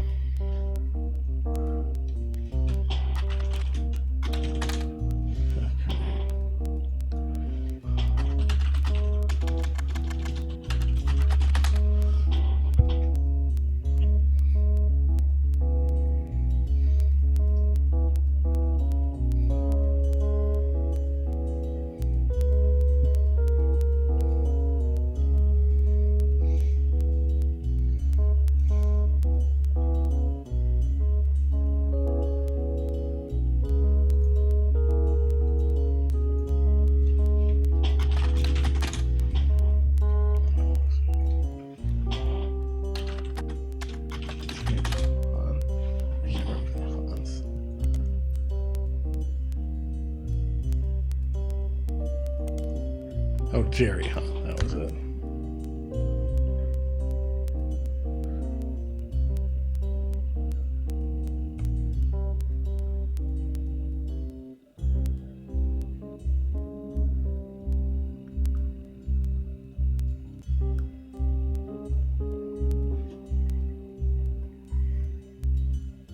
Unless maybe Mark is like Jerry and Linda's like actual son, and the whole IVF thing was just like a lie, and like she was telling people in China like she was carrying Jerry and Linda's kid, but they were actually had their own kid. Oh, okay. Yeah, I could see that. Yeah. But I don't know. But then she would just have had a kid too. So I don't. Yeah. Because like Lucy.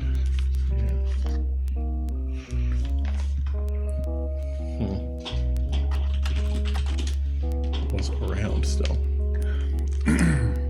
We haven't looked up the gin and tonics yet. Take the E off of gin. Oh, whoops.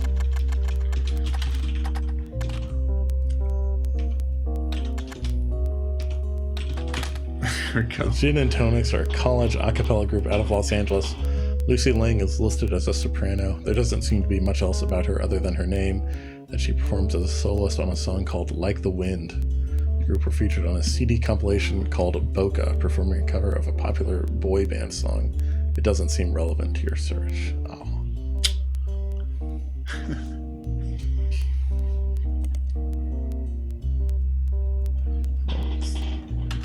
Corporate Synergetic Solutions Unlimited.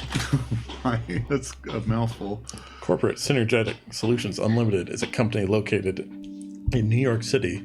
Lucy Lang is a lead synergy engineer who is listed as being ranked one of the top facilitators in the world by Business Watch magazine. There's Business Watch magazine. As far as you can tell, CSSU is a company that other companies hire as consultants to increase productivity. It's unclear the exact services they provide. The site is light on details. There are a few high-profile companies listed on their site as former clients. You recognize their names, but none of them seem related to your current investigation. So we check Business Watch for Lucy Lang then. Yeah. Lucy Lang was listed in Business Watch for work with corporate. She's in an article about consultants that corporations hire to facilitate large international changes. Each person featured in the article has a small bio section followed by a longer section about why they were chosen. Lucy's bio section mentions she grew up in a small Arkansas town, the oldest of 4 children. She's only the second person in her family to ever have even left the state, since her great-grandparents relocated in the early 1900s. She earned her degree from a prestigious New York college, started as a junior associate synergy engineer. In 8 short years, has worked her way up the company ladder. Now at age 32, she's the youngest lead synergy engineer in the company's history. The article calls her one of the top facilitators in the U.S. due to her work on a merger between 2 regional dial-up service providers. As a direct result of her organizational changes and policies, the new company managed to eliminate over 200 redundant positions part of the merger, making it an instant success. Oh, good for her. Yes. Also, definitely not Yeah. Lucy Lang, but Yeah. just kind of a red herring, I guess. Yeah. There do seem to be a few more of those.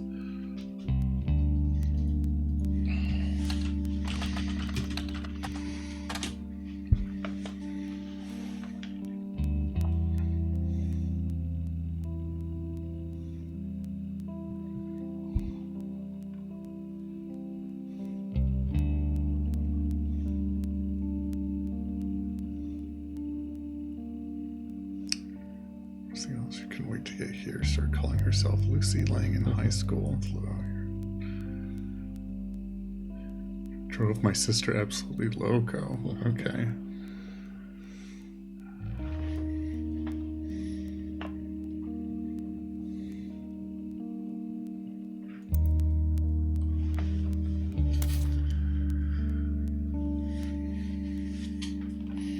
We do have a portrait of Lucy and not of Mark. Yeah.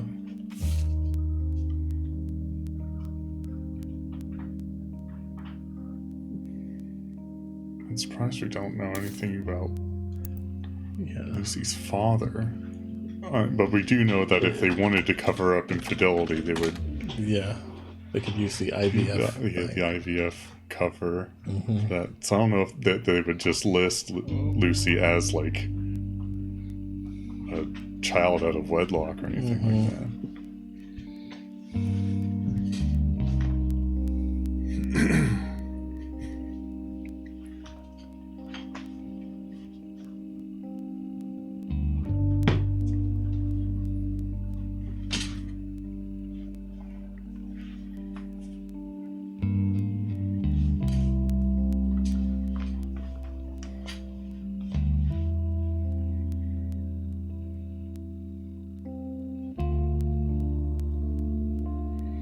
Weird that this article doesn't mention her having a child of her own at all. Yeah.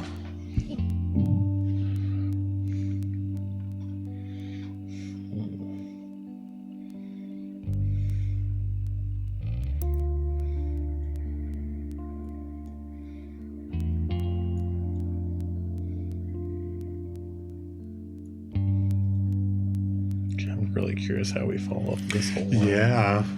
Because we definitely know that it was Bess. Yeah. We don't have any way to find her children. There's got to be something from some other line of evidence that puts us back on that trail.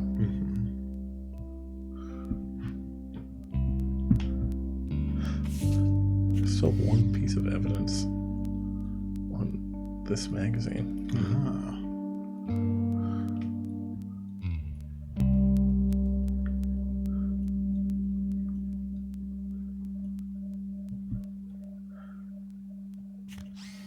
It must, maybe it's in here.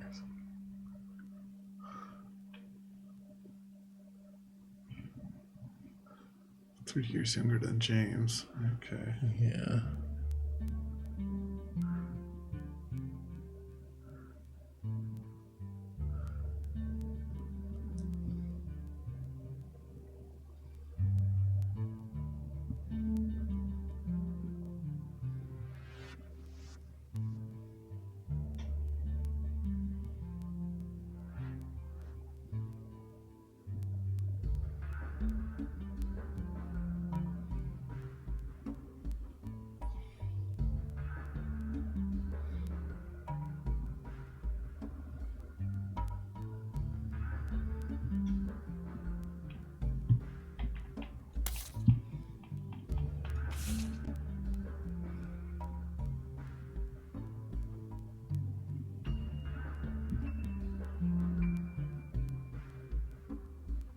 Yeah, there's this thing about Edward Morrison being hired and then leaving, like, very quickly afterward. Very suspicious.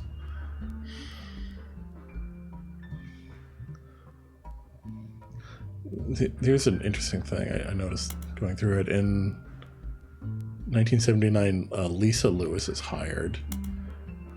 And then in 1980, Linda Lewis is hired. And then 1981, Lisa Lewis leaves. Oh. Interesting. Yeah.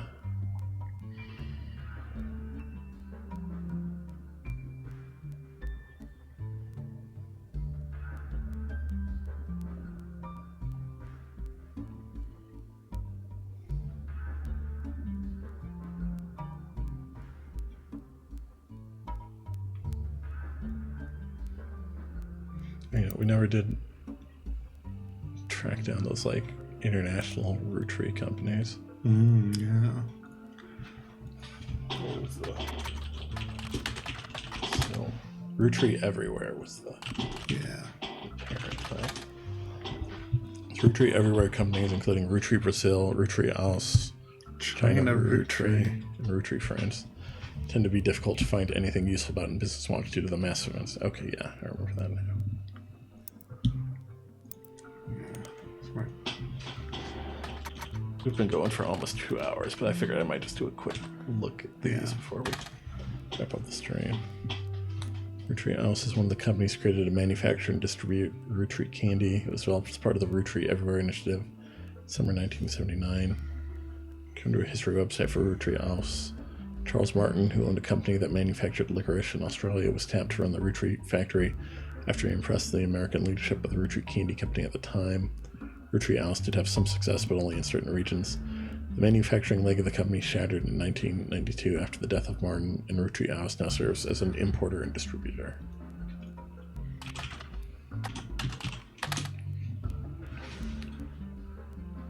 Rootree France is one of the companies created to manufacture and distribute Rootree candy. It's developed as part of the Rootree Everywhere initiative in summer 1979. Apparently, Rootree France was a non-starter. Negotiations broke down pretty late in the process after the company had already been formed, and then the leadership of Rootree went through a very large change soon after. The CEO of Rootree France was meant to be Tristan Robert.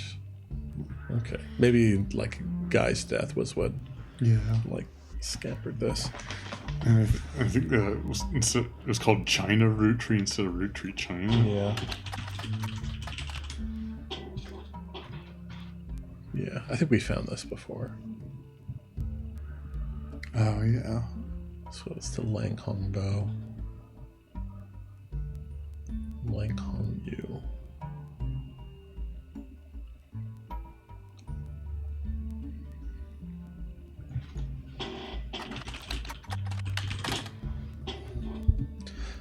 I don't know if we found this. You came across a website for the Lang Tai Textile Corporation, which is a company that has helped expand Rootree's products to China since the late 70s. The company seems very accomplished. Their site has quotes from many different reporters and news articles listed on it in nearly every language. It's also mentioned quite often on websites about Chinese businesses. Those mentions are company-focused and not people-focused and don't offer any information useful to your investigation.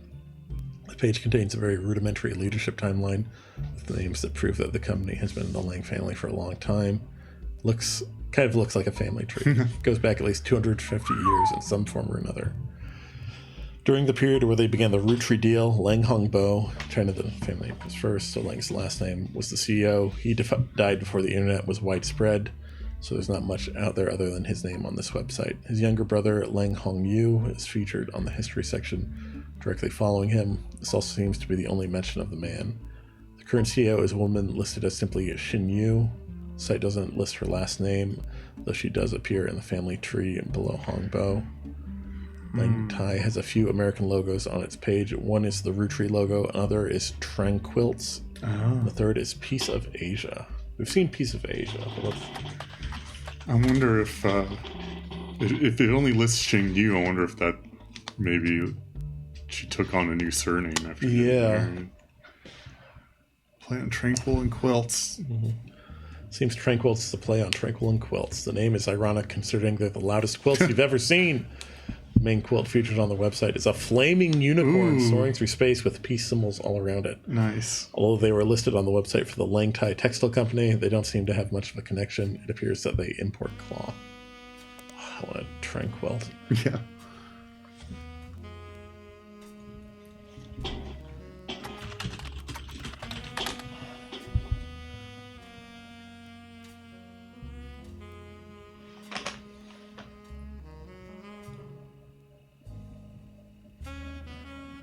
Jerry Linda Han. Ling Xin Yao. And Han Jun Wei. Yeah. I don't know if we... For Han away. Okay, it's just the same thing. Yeah.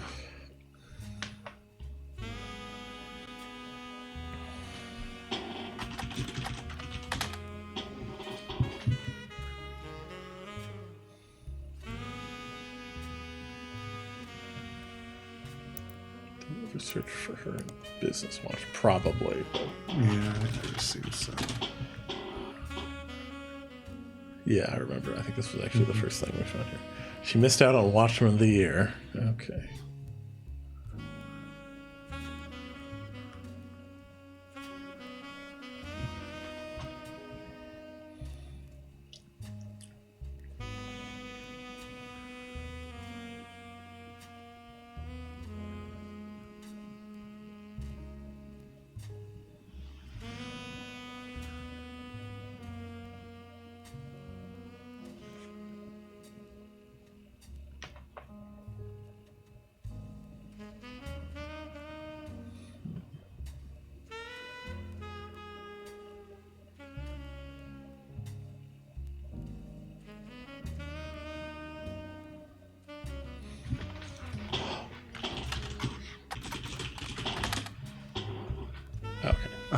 Okay.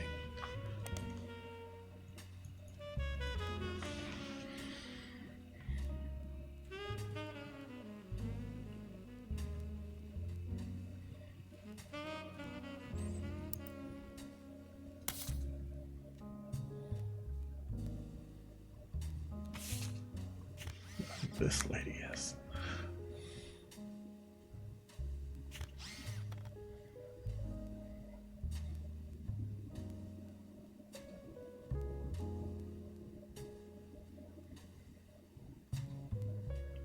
We need Clark to come back and see if we can ask who this lady was. Yeah.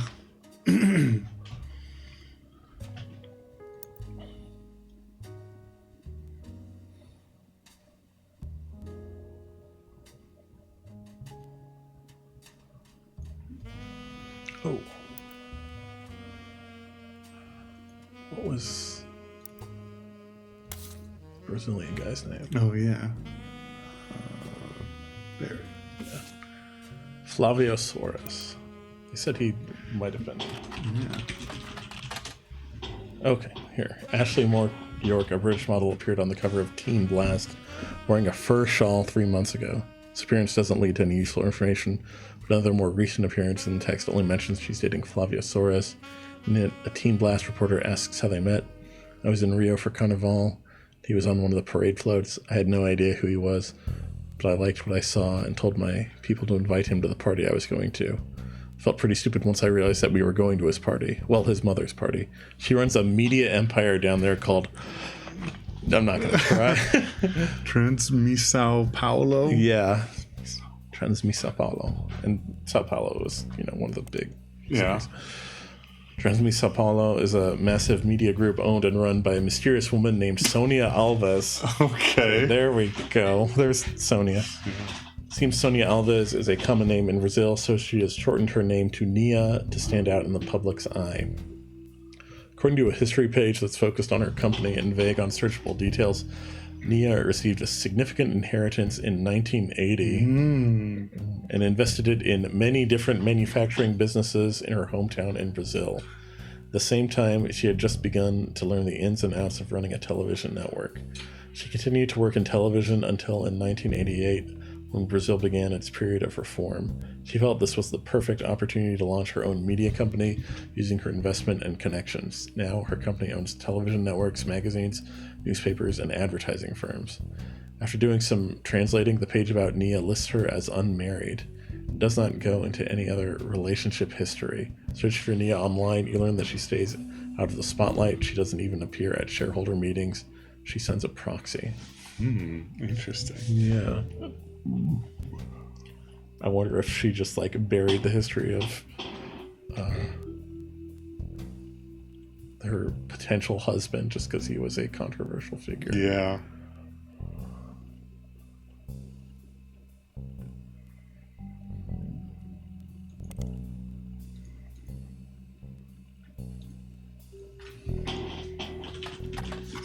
Sao Paulo. Okay. You, I might just copy. yeah. There we go. Okay. Yeah. Sao Paulo has come up many times in Business Watch to their status as one of the wealthiest media companies in South America. There's too many results based on one-off mentions and name drops for anything to be useful. Okay, but we can look for Nia Alves.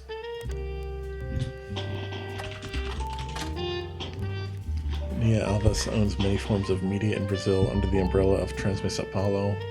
Business Watch has mentioned her by name a few times. The most relevant appearance seems to be an article about the struggles of American media companies to do business with their foreign counterparts due to a difference in laws. Few media groups and countries are discussed, including those in Africa and the Middle East. Transmissão Paulo in Brazil is also discussed. Due to a lack of freedom of speech laws in Brazil, there has been added bureaucracy in publishing certain stories on Transmissão Paulo's channels. Nia is extremely private about her identity, and supposedly once used her connections to have a reporter fired from a rival network and blacklisted. The journalist claimed that this was to shut down a story he was doing about her personal life, including that her marriage in 1973 was not of her own choice. His research claimed that she essentially had her husband forced upon her as a child bride at the age of 15. Child brides were not outlawed in Brazil until 1990. It also claims that past appearances with her husband have been for show, they do not live together, and that she resents her own parents for the arrangement. The final claim was that she must have made her money under the table through nefarious and possibly illegal means during Brazil's dictatorship, as his research uncovered that she could not possibly have earned enough to start a media company otherwise. After making this statement, the reporter went into hiding in fear of his safety. Oops. Yeah.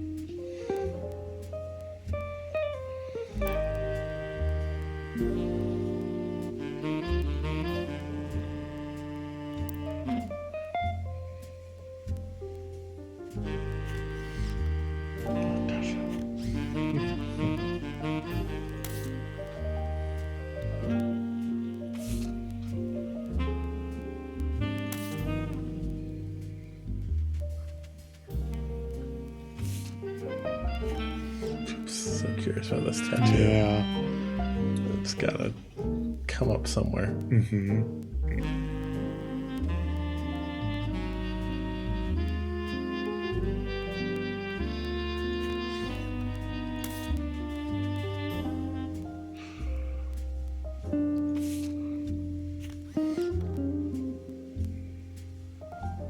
I was wondering if maybe it was like a hippie thing that these guys would have some connection to, but they don't have any tattoos either. No.